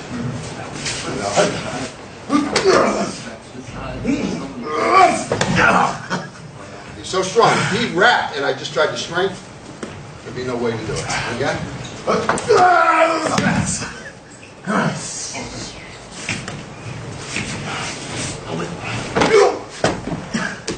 What do you feel?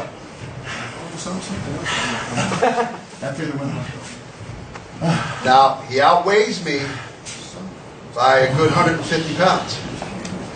One more, please.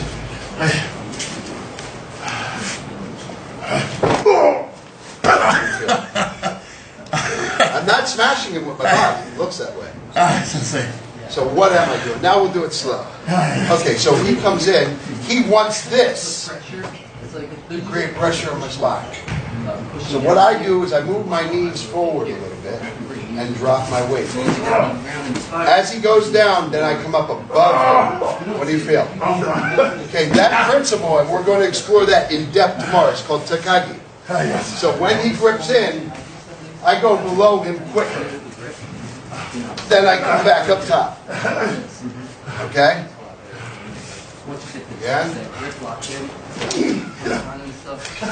What do you feel? Why can't you hold me? I'm done. I have off balance. I'm going to touch you. Okay. Now I'm not going to move my feet. What do you feel? All my weight in the side. Right. I'm done.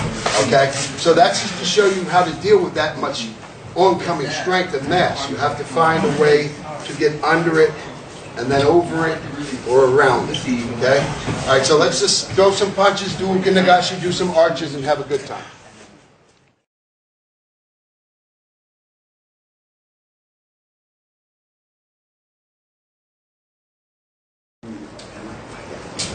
You guys are what I call hands heavy. No problem. Most of the things that you're attempting to do with your hands. I want you to think of your legs in a different light, if you will. Okay? I use my legs in much the same way as I do my arms. So I was just telling Jess that when I put someone down, there's different things that you can do. You guys have seen a lot of pins in the videos. I need to help you understand what's going on. Why can't he move? Okay? If I want him on his stomach, I do not put undue force. What I will do is set everything up anatomically to make him go to the stomach. What do you feel, Jess? And name the body parts, please, just to assist people. No, I feel that like my scapula is being pressed into my torso. And as soon as you walked forward, my body just rolled. I didn't feel any pain. I didn't feel any discomfort. Notice what he said. He didn't feel any pain. A lot of people get crazy with pain compliance. A lot of our material, it's not pain that's doing it. But what I'm doing is, I'm not pressing down. I'm getting a rotation here. I'm locking everything into place. And then I'm putting my body at the correct angle, and there he goes. Now, I will take this leg and bring it over. Now, I want you to understand what's going on here. I'm wrapping this through here. How secure is that, Jesse? Oh, that's tight. Okay. Is this a submission itself? It's not pleasant. Okay. So watch. Coming through, I wrap. Now, you got to ask yourself, where's the elbow? So if it's here, I can press upward. If I bring my foot back into his body here, it's extreme. But a lot of times, what you can't see because of the garments I'm wearing is that this is locked in. Okay? Now, with the hakama, it's here. Okay? Why do we raise this? Represents a sword. But it can also represent striking down into the muscle. Now, when you have people in these situations, play with the hand and the forearm. You have to start learning your anatomy. When I come through, there's a big difference between pronation and supination. So, if I bring this back here, it has one effect. Who knows modern grappling, the word, the kimura? We don't say kimura, we say ude garami. But here, how intense, Jess? Really tight. Really tight. So right here, wrapping with the leg. That's one. If I happen to put Jesse on his back, here, there's a couple things I can do. I want to create the parameters to make my stuff very, very efficient and smooth. So if I want to turn him on his stomach, here.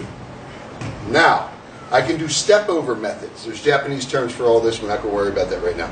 What do you feel down in your arm right now? It's just completely straight. If you look, I only have a thumb.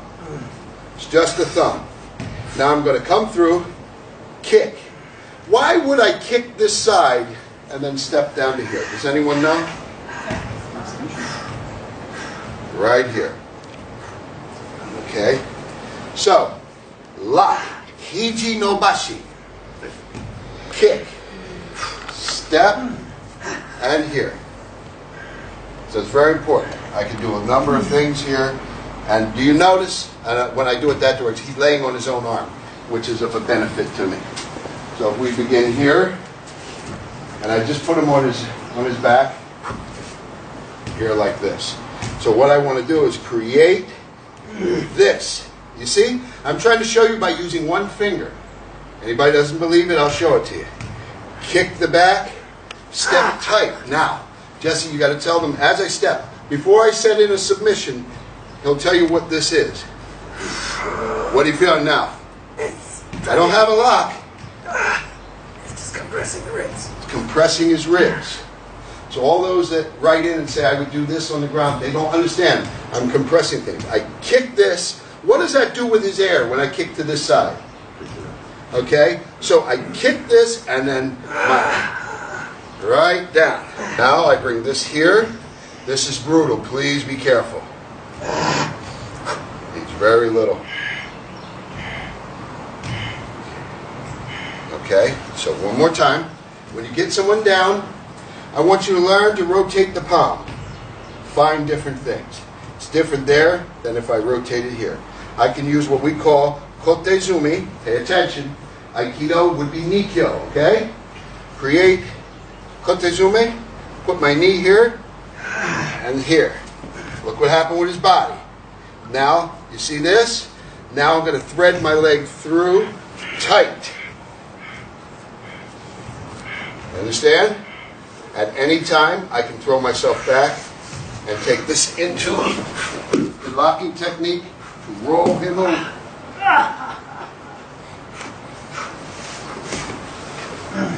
So, what we're looking at, and I'm not nailing him with the takedown. Learn to use the palm to set up how you lock the arm. I can take it here, my tegatana to his tegatana, around here, and he'll turn very simply. I will do that again. It's like a reverse handshake. Now, what I'm not doing is this. I'm coming here. How much pain, Jess? Now, I need this leg to be solid. This one comes down and over. Okay? Showing that again. Here. Leg comes through. Yes.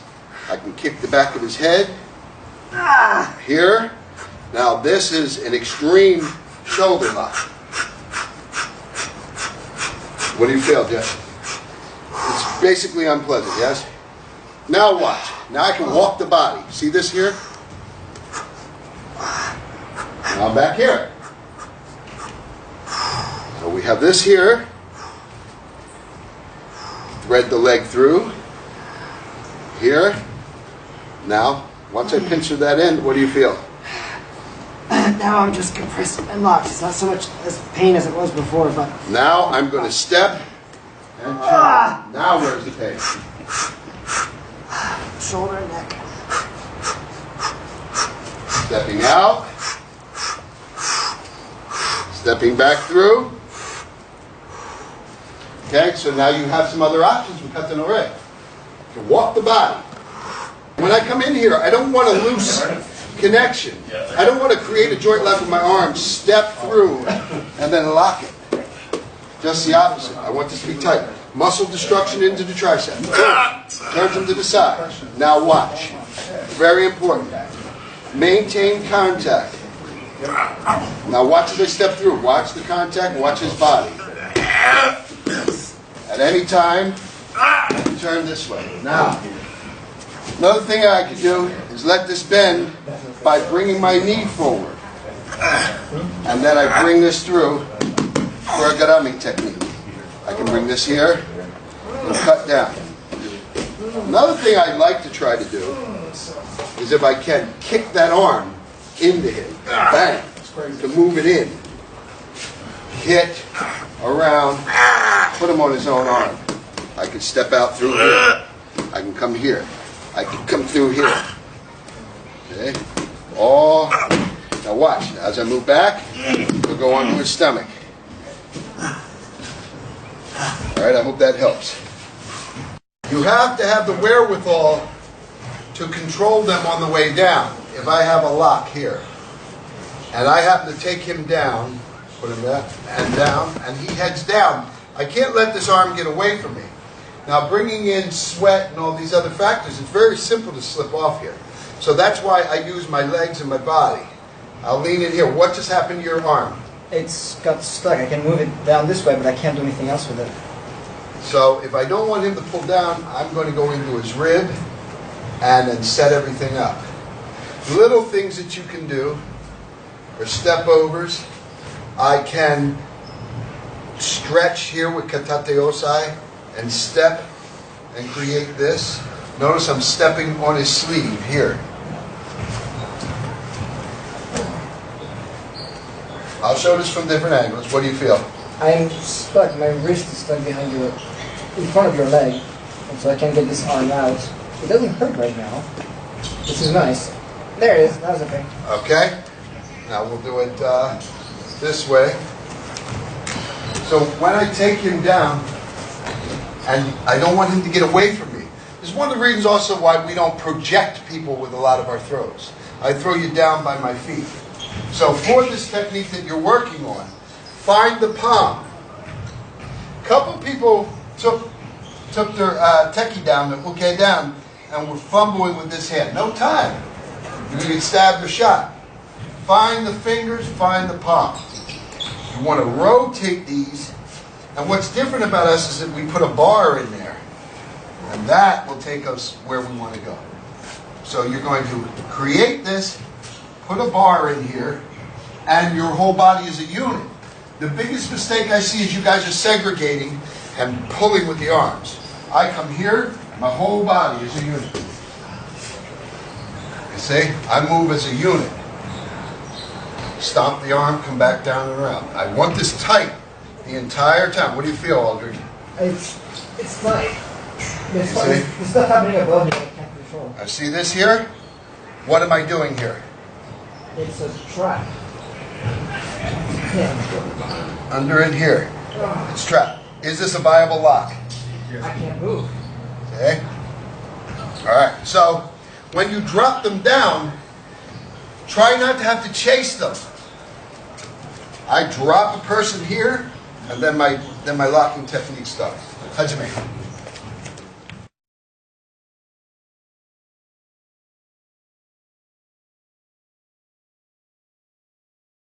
So now, when we go through these ukinagashi, I want you to learn the shape and the framework, and get it embedded into you, so that under duress, you can just do it naturally. Here's what I don't want. If a guy throws a punch, I don't want you thinking about these things under duress.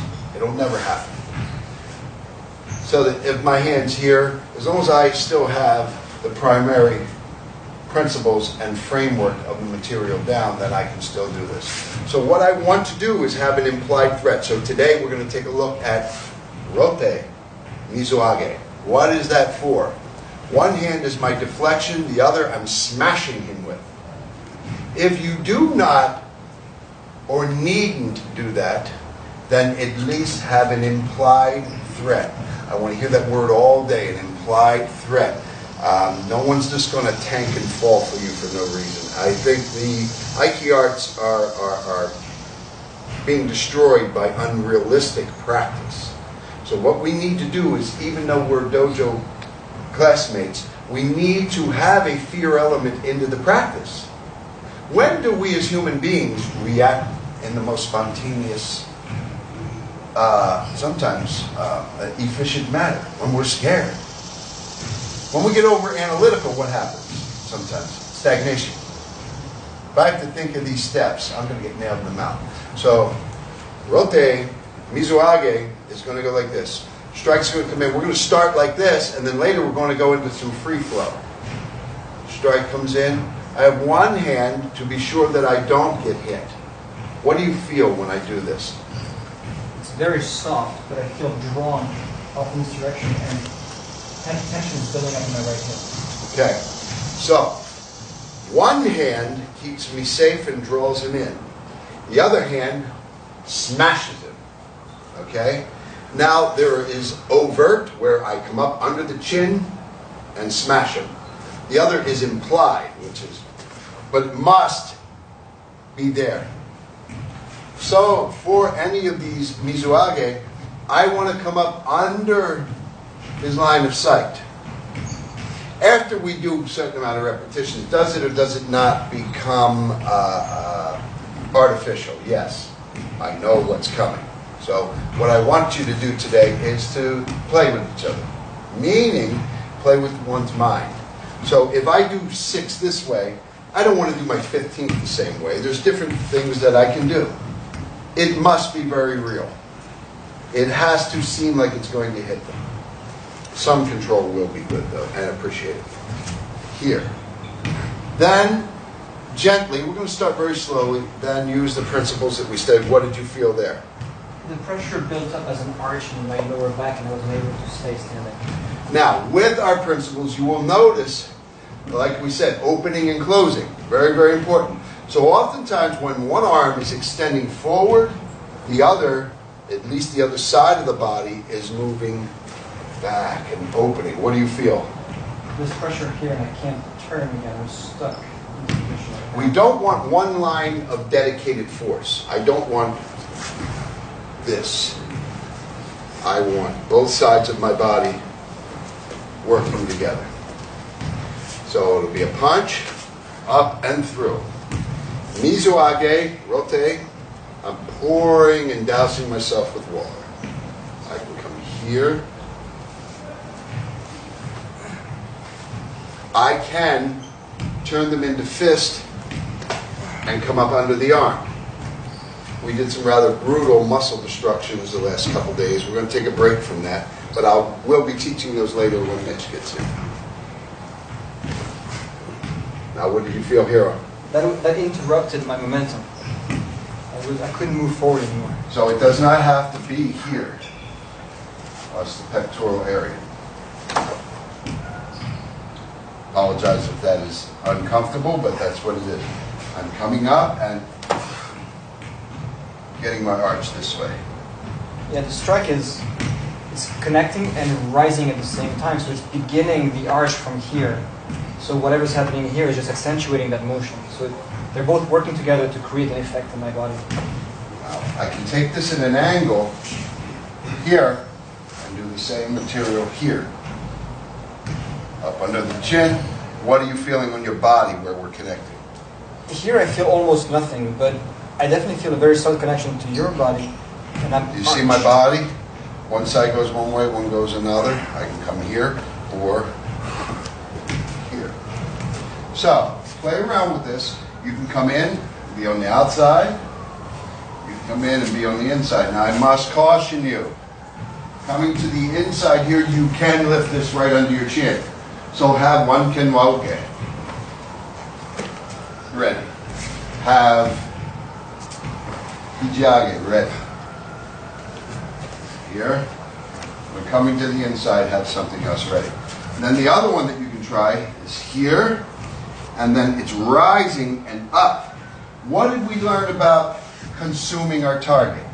When I strike to the core and I get in and I create the same type of nami. Aiki-age, nami, aiki-sage, same thing. So when he strikes, I will. Hajime.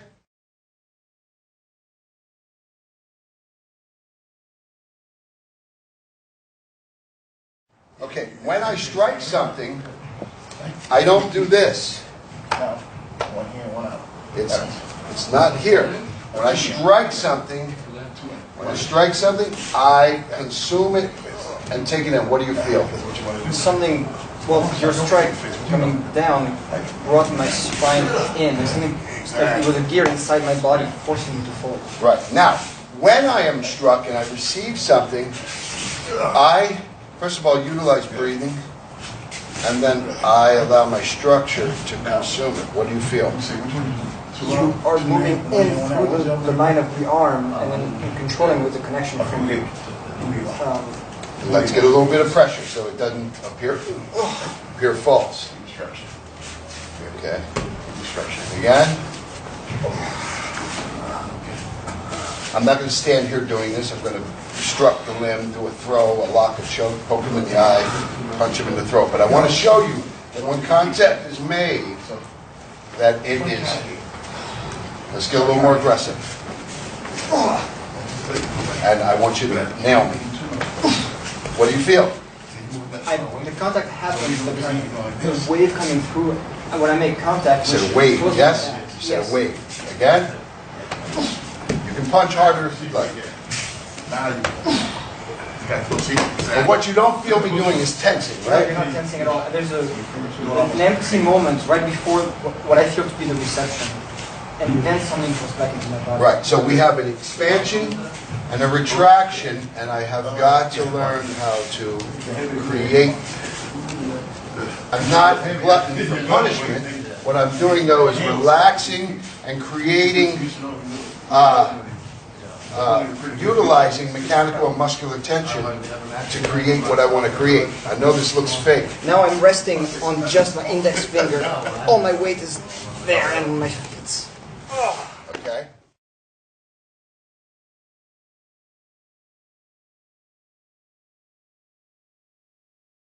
Okay, now the thing is when opening up my hips, there's a couple things I want to say, is even though we're doing wheel crease work, it is not segregated or separate from the torso, so it's all going to work together.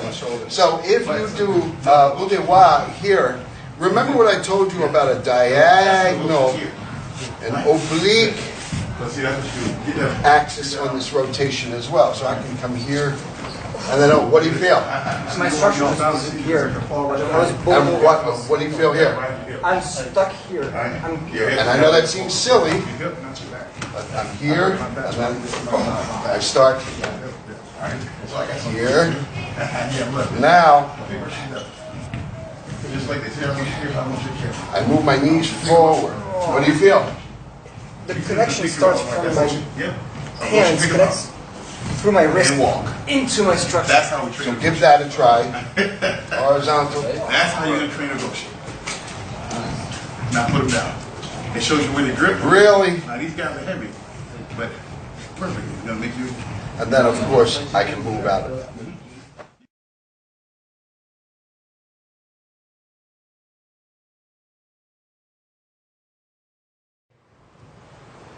With ukinagashi, learn the form, learn the structure, embed it in, and then forget it.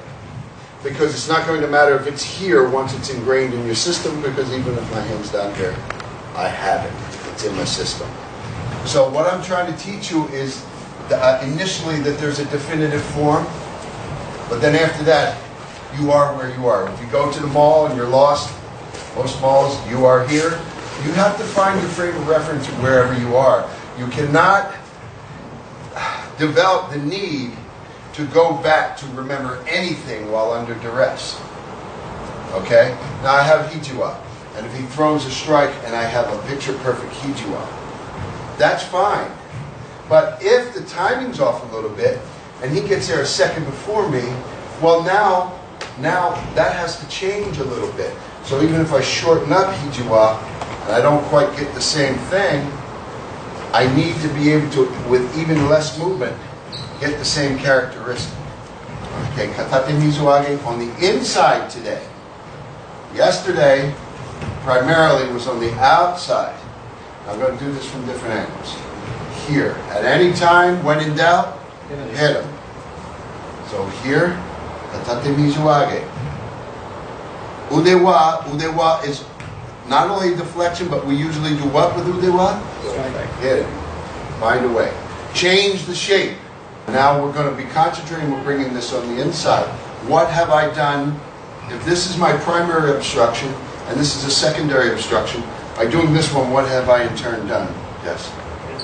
So I've changed the shape. He has to now change his original shape. If he had planned a 1, 2, 1, 2, 2 quick ones, and faster, faster. Okay, you don't have time with a flow like that to do this. Slow it down because I'm going to do this incorrect. Elbow higher than hand. Pow. Here. So what I'm trying to tell you is if you do not, let's back up, if you do not get this first one here so complete, here, and that bothers you, and then you have to reconnect in your mind up, you're not going to be there. So I may be here, and he throws over top. I have to be able to come here. Throw a little faster. And faster. See, now it's starting to lose that shape that it originally had. So you need to be able to connect. Haishu is very important for these things. I trace a lot of things with my open hand. We're going to discuss that today. Does everybody see that? Original form. That's the form we want. That's the form that we need. Just embed it. Now, if it's shorter, and I get those same thing. A lot of people don't understand. When I'm touching people, I'm changing shapes. I'm changing shapes. So I'll come here, and I will hit to get just that reaction, and then I will get in here to change the shape. So changing the shape is very important. So if I use, I shoot a smack him in the face. If he throws a punch and I come here and I bring this over, I'm going to connect with him with my hand and create pressure where? We talked about points of tension. What are the 2 points of tension? Jesse? Muscular and mechanical. Okay, so I want you to learn to feel this. So when I hit a guy, if he comes through here and I bring this here, I open this up, I'll hit him, and there starts this contouring. Look at my hand. I will bring him here, and then roll here. A lot of this has to do with Aikiage, Aikisage. Aikiage is not just koteidori here and me raising him up. Aikiage could be me coming against his body, and I can use the same thing. What do you feel?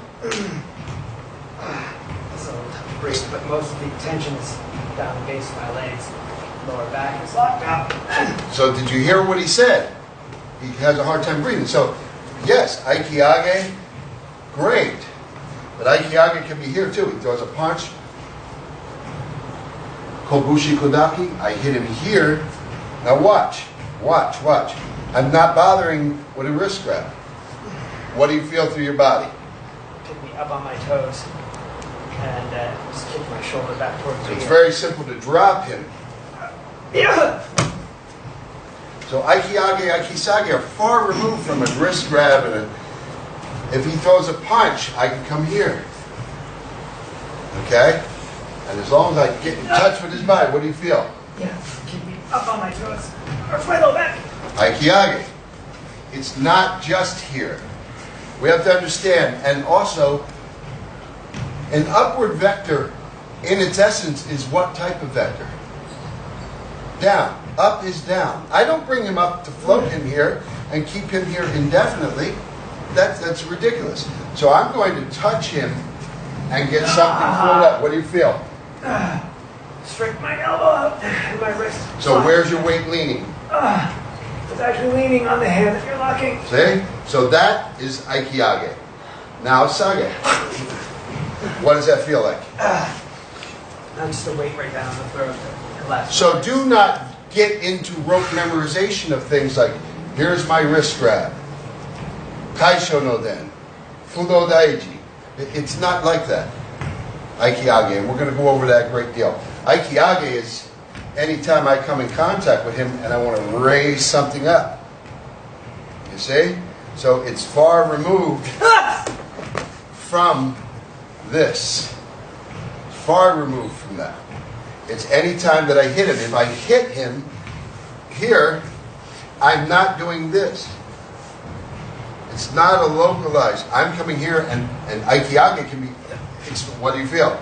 Look at his feet. Look at his feet. You see? Same effect. So if I hit him, I can express Aikiage. Look at his feet. Same thing. But up is down. Up is down. So that's what's different, in that when you find the shape of something initially, Kaisho no den, Fudo Daichi, make sure Ichi no Bashi, that's great, looking at his feet. But if this is the extent that you take Aikiage, then you're not really doing the expression. What are you feeling? It's just torquing my wrist. It's this side of my body. It is not here. I don't have one direction of force here. It's out here. So the Aiki can be three directional. Okay? So it's any time that I touch, I can create an upward force and downward force. And up is down. My most important vectors are downward. I want to drive him into the ground at my feet. So if I have him here and he grabs me kosadori and I do hikita here, that's cool. I mean, I could bring him up. I can do all kinds of stuff. But where's my downward movement? Where's my elbow? You see? So up is down. Very important today.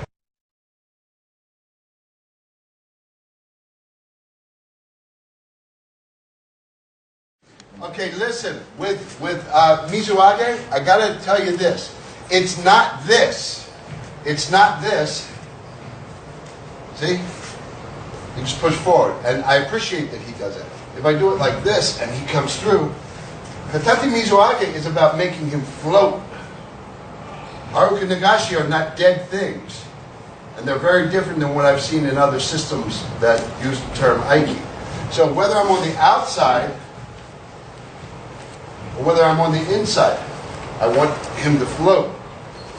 So I come here, he's floating. I pull this down, he's ready to be hit. So don't do this.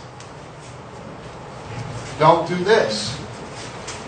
Okay? You see? I'm doing this less efficiently, see, because there's no connection. What I want is right there.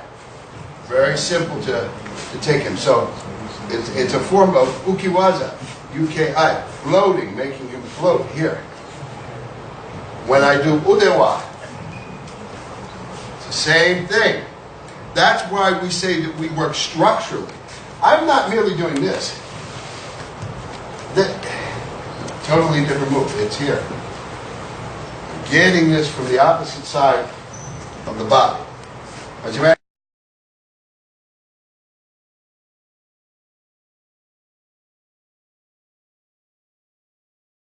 One thing that we're very concerned with joint locks is changing the shape through framework and structure. Okay? What I'm not trying to do is use mere movement to be slippery. So if we take a look at Nikkyo, any version, Katate, doesn't matter. If I am here and he places it and it is based on this point of contact, which is very nice and it's very good and can hurt me, that's one thing. but my framework isn't going to allow this. Several things I want you to get used to doing is making them feel things from below here that they cannot feel. Listen to what I said. Have them experience things down here that they cannot feel. So change the shape through the framework. My framework, his framework. My structure, his structure. So with this, the big thing is him trying to lock me at this point here where the fulcrum is. And that's what most people do. When we start talking about joint lock, I start to change the shape of things. What do you feel, Jesse? I'm going to be on these. I need to get feedback from each of you. So I'm going to ask what you're feeling. Visually, these are very deceptive and may even look fake. So what are you feeling? We'll go through slow. It's easier to... Feeling enormous pressure against the thumb, or the base of the thumb in my right hand. Now, even with very little movement. Yeah, Watching on film is very deceptive. very good. What I'm doing is I'm going to lift my elbow a little bit higher, and I'm going to keep my shoulder out of this. I'm not doing anything here, because if I do that, guess what happens here? I run into it. Then there's a rotation, a medial rotation of my forearm. Now, in this position, what's happening, Jesse? How connected are my forearm and my shoulder? I feel like one piece. So these are not segregated units here. That's not what's going on at all. Lift the elbow slightly higher. But this part of the body is very important. Done a little quicker as he tries to put it on a little quicker. It's not fake. We're going to go over this. So I'm going to change the shape. I want to get an expansion from behind that comes through here.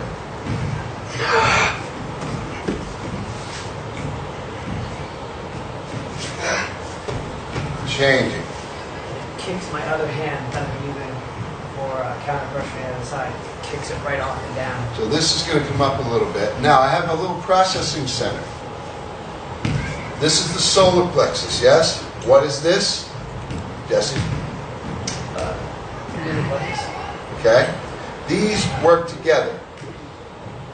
In the Aikijujutusu arts, we usually just discuss here. This is very important to get from one side of my body to the other. The inside line here, it starts to twine down this leg. Very, very important.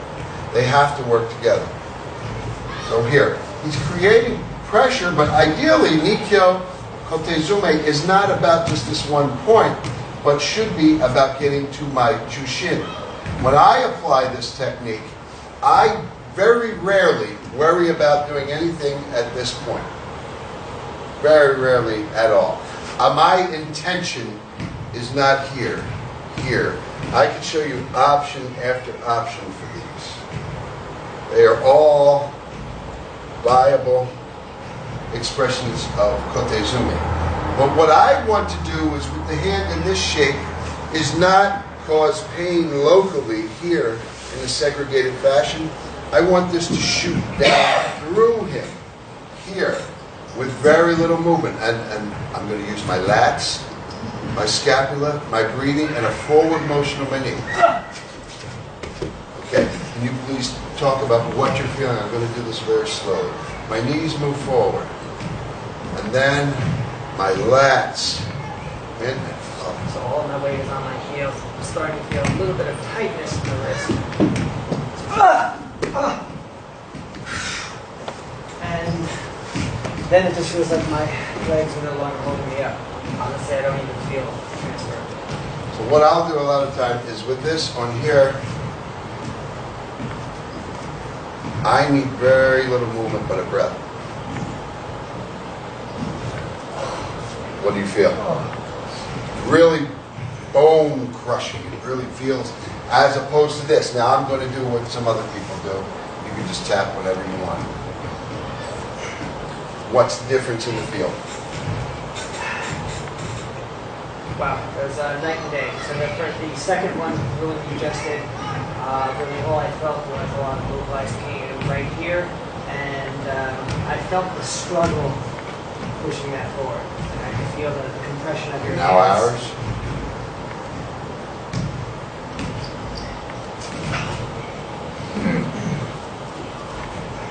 Honestly, I felt no pain with that, but I had to go. You hear what he said, Randy? Yes, I did. No pain here. It's structural. Okay? So to reverse this, what I'm looking to do is get my elbow slightly higher, and I'm going to use this movement that I discussed with you.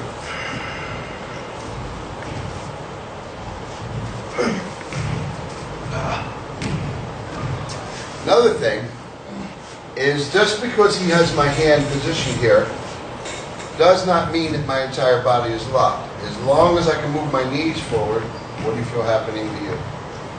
Feel all the pressure that when I'm here, things filled out in that direction. Now I'm not doing a one-sided, one-directional shift. This is here, moving my knees forward. As this is happening, this side of my body opens up, guys. Now then I can hit, bring them back. So, just start to do Kotezume and Nikyo, and you got to put it in. Try a couple here. Try a couple here. Now, start moving your knee forward, lift, and turn with the Name-no-ku that we discussed.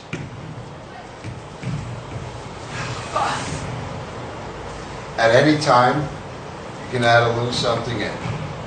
Okay, ready?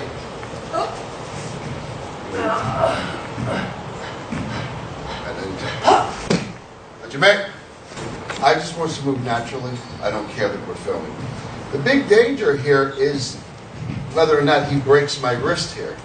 By most, the common application that I see is, I'm going to break your wrist. Where what I want to do is, I'm not trying to break your wrist. I'm trying to break all of you. Meaning, not break in terms of a joint manipulation. I'm talking about not even touching this. What do you feel, Aldrich? It's very hard to explain. The pressure is coming through my index finger down. There's some pressure in my right wrist. Notice he said pressure. Do you feel pain? No, there could be pain, but there isn't right now. So stand up, please. I'm working on it. He's running into what? This here. So my goal is not here. My goal is not here. My goal is not here. My goal is not here. My goal is here.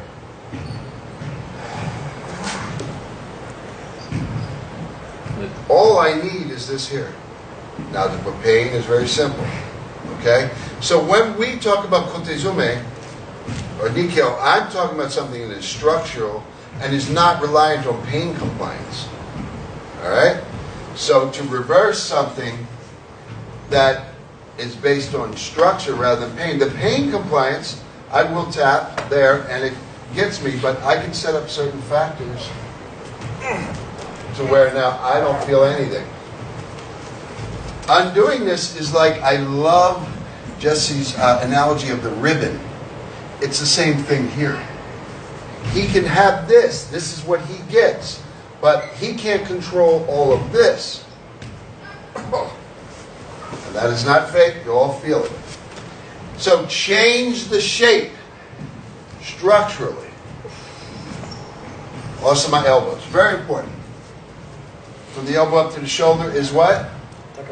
Okay. So that's going to transmit. And kote does what?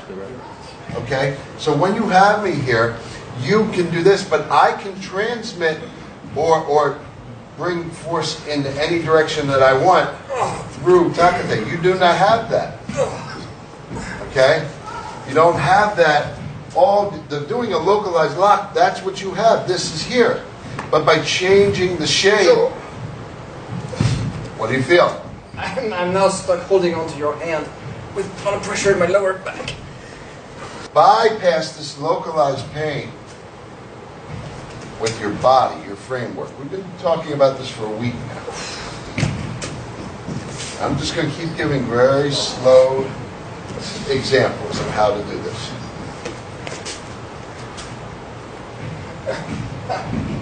It's on my thumb. Okay? What I'm not doing, I'm not shaking free. You run into the lock. But feel. Now, this is going to be an important point. Jesse, please come behind me. Get into the lats and scapula. All that you want, buddy, as deep or as lightly as you need to. And this is going to be the part where you're able to analyze what's going on. Okay? A few times before he even comments. Notice my elbows stay down.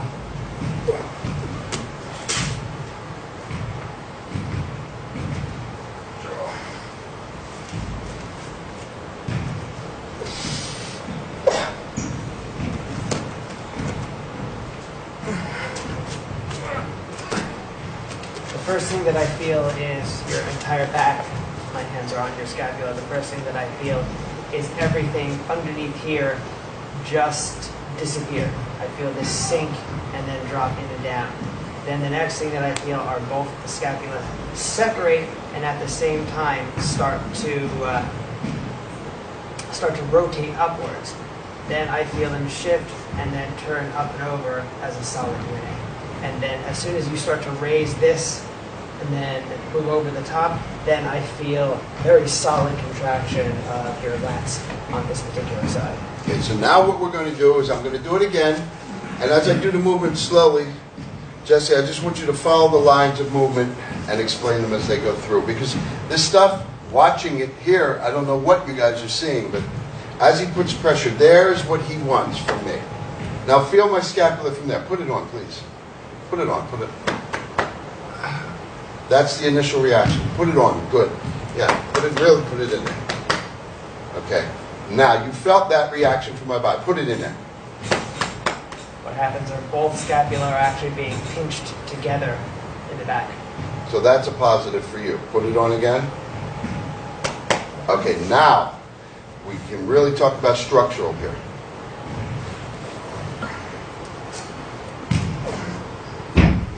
Yeah? As soon as you engage from there, I felt a slight dip, but both of your scapulas moved apart, so this solid taut band right through, and then I didn't feel any real segregated movement whatsoever. It just moved as one unit. One unit.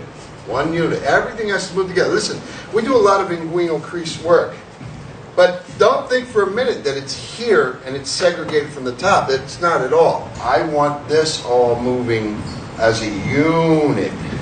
Not, it might seem to make sense to you that if you whip this and follow this, that they're going to be powering each other. Not at all. You will notice when I move back in, my elbow causes waki no chime. Here. Elbows are down. Elbows are down. Coming out, my hand could be in pronation or supination. Okay? So very important that it all moves together. With this kotezume, what I want you to do now, I need to show you this. He does not have control of my structure. So watch, as I move the knees forward and my elbow comes up, watch, he has this, and he has this fulcrum, but watch my elbow. What are you feeling? It's reversed. So what we're talking about is he can have this. Move the knees forward and the elbow up. Now watch. Watch from here. Watch my elbow. He does not have control of that. The only way he would have control of that is if he's doing kotezume the way we are, shooting it through the body. And this is where we start getting into some of the stuff that we've done. The scapular work, where I have this in. What do you feel? My arm is pushing back into my back. Into his own spine. The scapula is pushed over. But a standard way that a lot of people lock, they cannot control the forearm. So watch, my elbow, he doesn't control that. If he puts his hand up here and even has that, that's great. So, and it's good to feel these. Let's see. Now, what am I sending through this arm? It's the connection from the elbow to the rest of the body makes a complete circle, and so now whatever he moves with his hips is going to cause me to turn as well. There, stand. Now, send it right through here, through his palm. I felt nothing, I just had to go. So that it's not pain compliance. It's soft movement, change the shape structurally. Hajime. When you want to come through and take my elbow like this, you can do that. But if I have even a small semblance of idea of my body, what I'm not going to do is wait here for this and let this thing overtake me here. I'm going to make a change from the opposite side of my body. Now, what did you feel? What do you feel from my arm? Loose. Loose? It was soft, and I was feeling as if I was right at the moment getting ready to crank it. And then an internal change in direction. So what? Within my body, I felt. Right. See, you can have this, but you can't control this. You can't control this. You can't control that. Not one bit. And what do you feel in my arm? Nothing. Nothing. Nothing there. So I'm going from places that you can't control. You want to come through and control me, and I'm changing the shape inside of me. That's what's happening to you. I don't need this. That's why there is no feeling of this. It's not you locking me and me putting my intent here at all. There's other things going on here to change the shape, and that's why it feels empty. Does that make sense? Absolutely. Okay, that's right. So your question is, if you're turning under to do, Sankyo. Aikido Sankyo. Hey. and that's your goal, right? Well, there's a lot of things that I can do. I mean, I'm not going to let that movement continue. I'm going to cut that movement off. See, what do you feel? What do you feel? Your body weight and my body weight concentrated between my chest and my waist. And what do you feel in my arm? Nothing. Nothing. There shouldn't be any. And my spine is literally twisted. Yes. My lower spine. See, and watching this, the reason that this is so elusive and gets such a bad reputation is people aren't feeling it, or when they do, it's, I'm not going to let you, look at this. I'm not letting that get completed. I have too many things. I have my armpits, I got my scapula, I got my lats, I got my hips, inguinal crease. There's way too much for me to allow that to even go through. As you come through, you run into, what happens? You run into what? Myself feels like. Yeah. It feels like what? Run into myself. Right. Now you're asking me about another one? So from here. Okay, that's good. So, same thing, shooting him. But as long as I have, I'm not going to let that happen. I would have to be dead, I guess, to allow that. I'm going to use other things I have. What do you feel here? Nothing necessary. But you're my. If I let go, I'm drunk. Okay.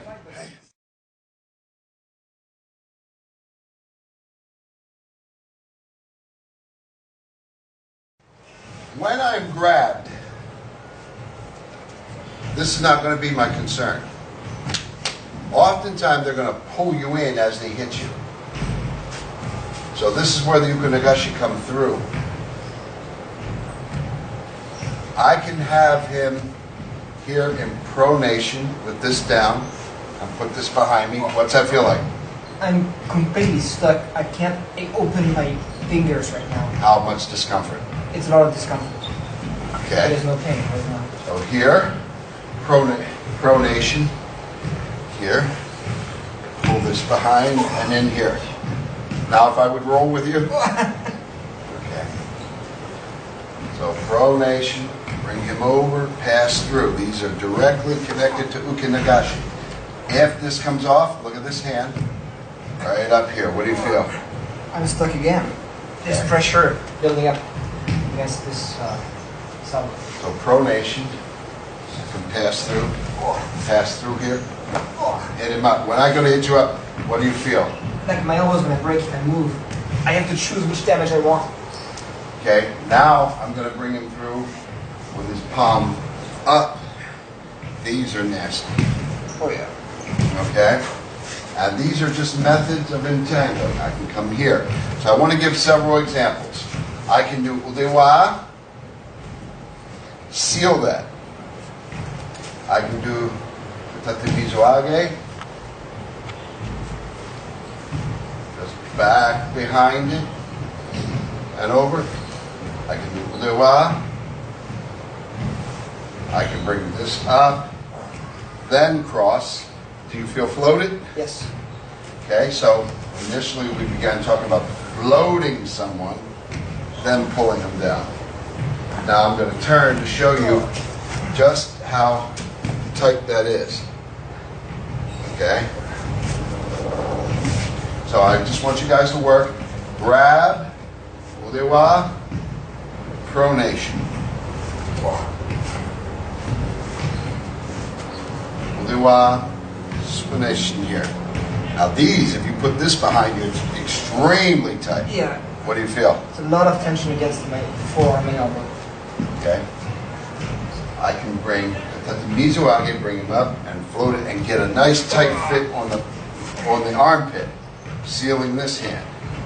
Not pleasant.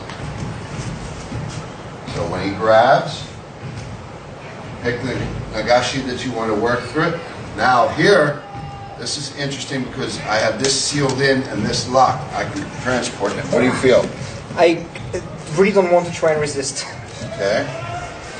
So pick a uke nagashi, whether it's udewa, whether it is tatemizuage soto on the outside, tatemizuage uchi on the inside, and then one kenmoke will drive it through. But here's what I want to caution you. Do not do a shallow version here. So when I come through, I may hit him, bring it, and get him through here. Okay? So that's the first one. Udewa, but we want this to come through. It's got to be real. Or tatemizuage, which floats him. They're very quick. You can do these very quick. Okay? I don't even have to complete them. As he grabs and comes through. It's the same thing. What do you feel, Alder? The pressure is down through my thighs from my left foot. I want to go backwards to get out of it, but I can't because of these. Okay. Very good. Hatsume. And those examples are not the only ones. I can have him come through here, feed this through, and look at this here. What do you feel, Jude? Pressure on my right elbow. Okay. So let's take a look at this one. This is a little different. The one I did to Aldrich is here, and we're working from this space. How much pain? I actually feel it on my rib cage. Say it again. I feel it on the opposite side of my rib cage. Look at what I'm doing now. Structurally. Okay? Now, that's what I did to Aldrich. This one's different in that I'm bringing it through here. Okay? How painful are these? Right here. Now, should I grip him and do a sacrifice stroke? That arm is gone. So, I just want to give you a few more options. Here and here. I can turn him, and this is still locked. This is a little different. I'll come across here, and of course this can always be hit, and over. I can come here and throw.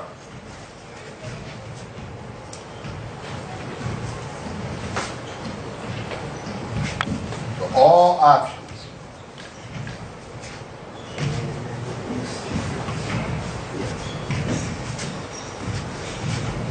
Now let's look at this. Be careful. Iriminage with this can be very devastating. So we're just entangling the arms and then fitting a waza in with it. Okay, from this one, with this being a tight grip that he's going to pull me into, I'm going to use Atewaza. Now this could be quite shocking, so I'm going to go slow because I've hit a lot of people under the chin, and even through the week. So when it comes through, I'm going to smash, cut it, but not stop this.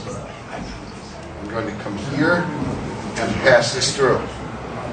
Then I get in here. And this is secure. I can do a number of throws. The options are yours. So he throws, strike.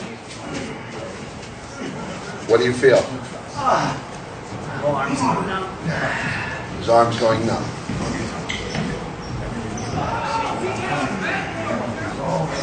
These are all variables here. I can hit him, rock him up through, and here I can come in here with different shows. How's that? I was scared. Hit.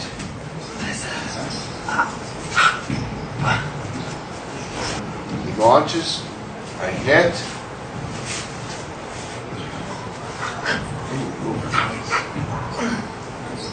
Hajime. As he grips and he comes here, what we don't want to do is run into this. Not stopping anything. And I recommend on Uke Nagashi to hit him. But it can be right here, here, and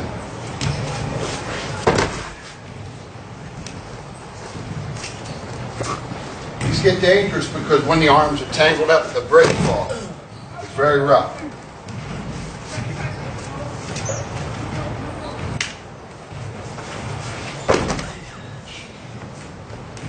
There's a lot that I can do. I can come through here, put this back here, and then throw myself. These are horrible. Not very nice to do to a human being. Now, I can also put pressure on here, on this outside, carry him through, and drop him right here at my feet. The Atewaza are very, very important. So if he grabs me here and comes over, I'm not looking to just do some nice Aiki trick. You have to find what's in here. Coming here, I can hit into the bicep, come across, and come down with an elbow before I ever even touch this. I got tons of throws and locks I can do from here, but let's not forget striking. When in doubt, hit him. So I'm coming through to the bicep. I'm in the cross, down with an elbow. If you get into any other problems here in the bicep, you can elbow down in. So now what I want you to do, be careful, slowly. Come through, try to catch the bicep without losing your flow. Come back over, cross the arms, grip, down with the elbow. Very simple, but I'll tell you where the hard part is. Keeping a flow after hitting this. Don't run into this and allow that force to take you back through. You've got to be able to hit and come through. So there's a guiding. The guiding that comes through here and right down. Okay, that's it. Please be careful. These are dangerous. Textbook Nagashi here. But what I want is a clip of the bicep. Clip of the bicep, pass through here. You can hit here. Or come down here. I'm not a big fan of big roundabout punches while I'm on the inside. So I'm going to come here, here, and here. Then after that, it's simple to find your Jiu-Jitsu solution, your Aikido solution. Come here, knee, elbow. So these cross-ups are not just about fancy throws and locks. I would, in the street, preferably, I'm going to come here, bring you over, hit you, knee you, and then maybe dump you. So, I mean, punch, come through. I can bring this up, punch, punch. So when you're in here, elbow, punch, coming up through, different chokes that you can do. So when you get these crossed, you do not automatically have to go to some textbook throw. Get used to mixing it up. Here, strike. Striking it properly, you create an arch. Then you can come through for something nice.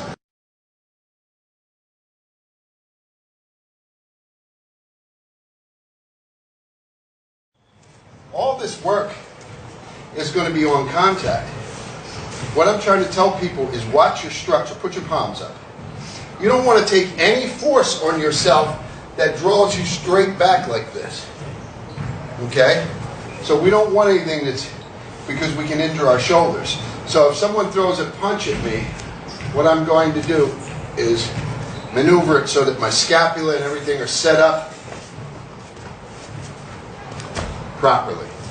So try not to come here because the way the shoulder joint is. So I'll come here and go from there.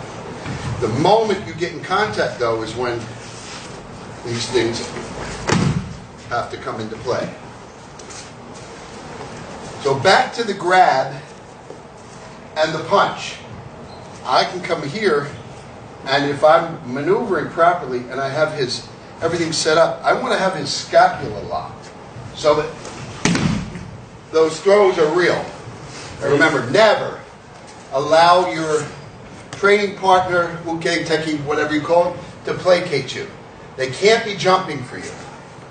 This has got to be something legit. If I grab Mitch here, and I have this here, and there's some slack here, and I just wind this, that's him jumping. I want to be sure that when I move, and I move, that it's real. It has to be real. What are you feeling? Completely off balance. Position immediately. Same thing. So we try to make everything at the point of contact. If my hands are here and Mitch reaches up and grabs my hands, I don't want to figure out a solution to help me get out of this as much as I want to connect to Mitch. You see? So I want connection. So when you're doing these grabs, come through and also use your body. Come through. This is ideal. But what I was saying to you before is you need a way out of this. You don't want to get locked in and connected to him. One thing I can do is take this hand, come up through, grab, and I'm going to take him at a very weird angle. That's a legitimate throw. You cannot have your techie jumping for you. What do you feel? It is, my entire body is just stuck right before you execute the throw, right before kake. So, again, he grabs, he punches. I'm going to bypass this. Now, what are you feeling here? I'm off balance, I'm balanced 100% on my right foot. So, no matter what I grab here, whether it's his lapel, a push on his head, or grabbing his groin, if I get this done properly, he goes. Okay? Hajime. We're not carrying weight on our hips. Okay? We have a lot of different ways that we can do these. But with the concept that we were working off of previously, you've got to have them off balance. See, this isn't good because I see the way his feet are. So me, more likely, I'm going to put him up somewhere. So I want him up on his toes. Don't carry a bunch of weight on your hips when you guys are watching this stuff. I like very little on my hips. Back in medieval Japan, you had too many weapons to be concerned about to carry a man up on your hip when you have blades there. So we try to make this so that when I grip, I don't need much weight.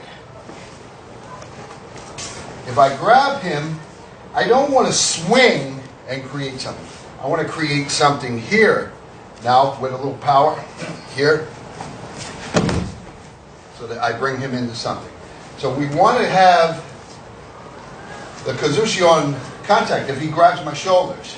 I don't want this, then this, then this. I want this. What do you feel? I'm completely off balance.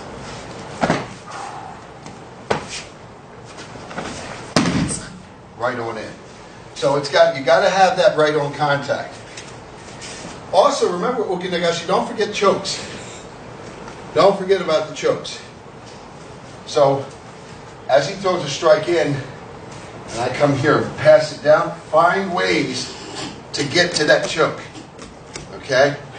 there's several ways you can thread in. I can come here with Katate Mizuage, cut down, get back in there. What do you feel, Mitch? I'm choking. Okay? So I want to be able to give you options. It's not all about an ukinagashi leading into a nice, beautiful, flowing throw. There are some very abrupt things that I can do. Coming through here with Katate Mizuage, cross into the different sensitive areas of the body. This is all Aikijujutusu. It's not all about beautiful flowing technique. Never allow him to establish what he wants to put forth. Come here. What do you feel? Completely locked. Okay, and again, I'm not going to counter. I'll do it slow. I'm not countering a hand. Because even if I capture this, he's got kicks, punches. I want to work against the whole man. What do you feel? Okay? So as he goes to grab, I want to get in here. I don't want this to be firmly established. And if he gets it firmly established, then you have to know how to relax. What do you feel? My thumb is locked under your chin. So if he does gain something, and no one's perfect, if he does gain that, okay, that's not what I want. I want him to put that in. Yes. Okay? I want to be the one who's imposing something. So don't allow them to establish anything. So as he grabs me here and pulls, I need to know that I have him immediately. So don't let them establish anything, whether it's a firm grab. He can grab me here, but I don't want to let that get set in. My stuff has to begin before that. So as he's reaching, I want to get that set in. I don't want to allow that. You see? I don't want to allow that. Hajime, just go back and practice whatever it is that you want.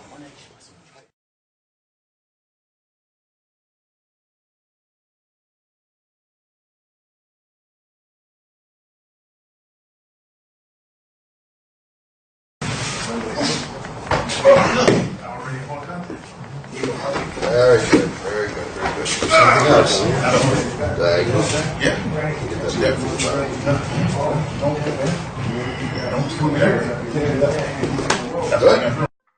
I don't bring him up to float him here and keep him here indefinitely.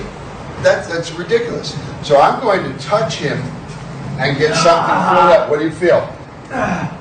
Straighten my elbow out and my wrist. So where's your weight leaning? It's actually leaning on the hand that you're locking. See? So that is Aikiage. Now Sage. What does that feel like? Now just the weight right down on the throat. Collapse. So do not get into rote memorization of things like, here's my wrist grab. Kaisho no den. Fudo daiji. It's not like that. Aikiage, and we're going to go over that a great deal. Aikiage is anytime I come in contact with him and I want to raise something up. You see? So it's far removed from this.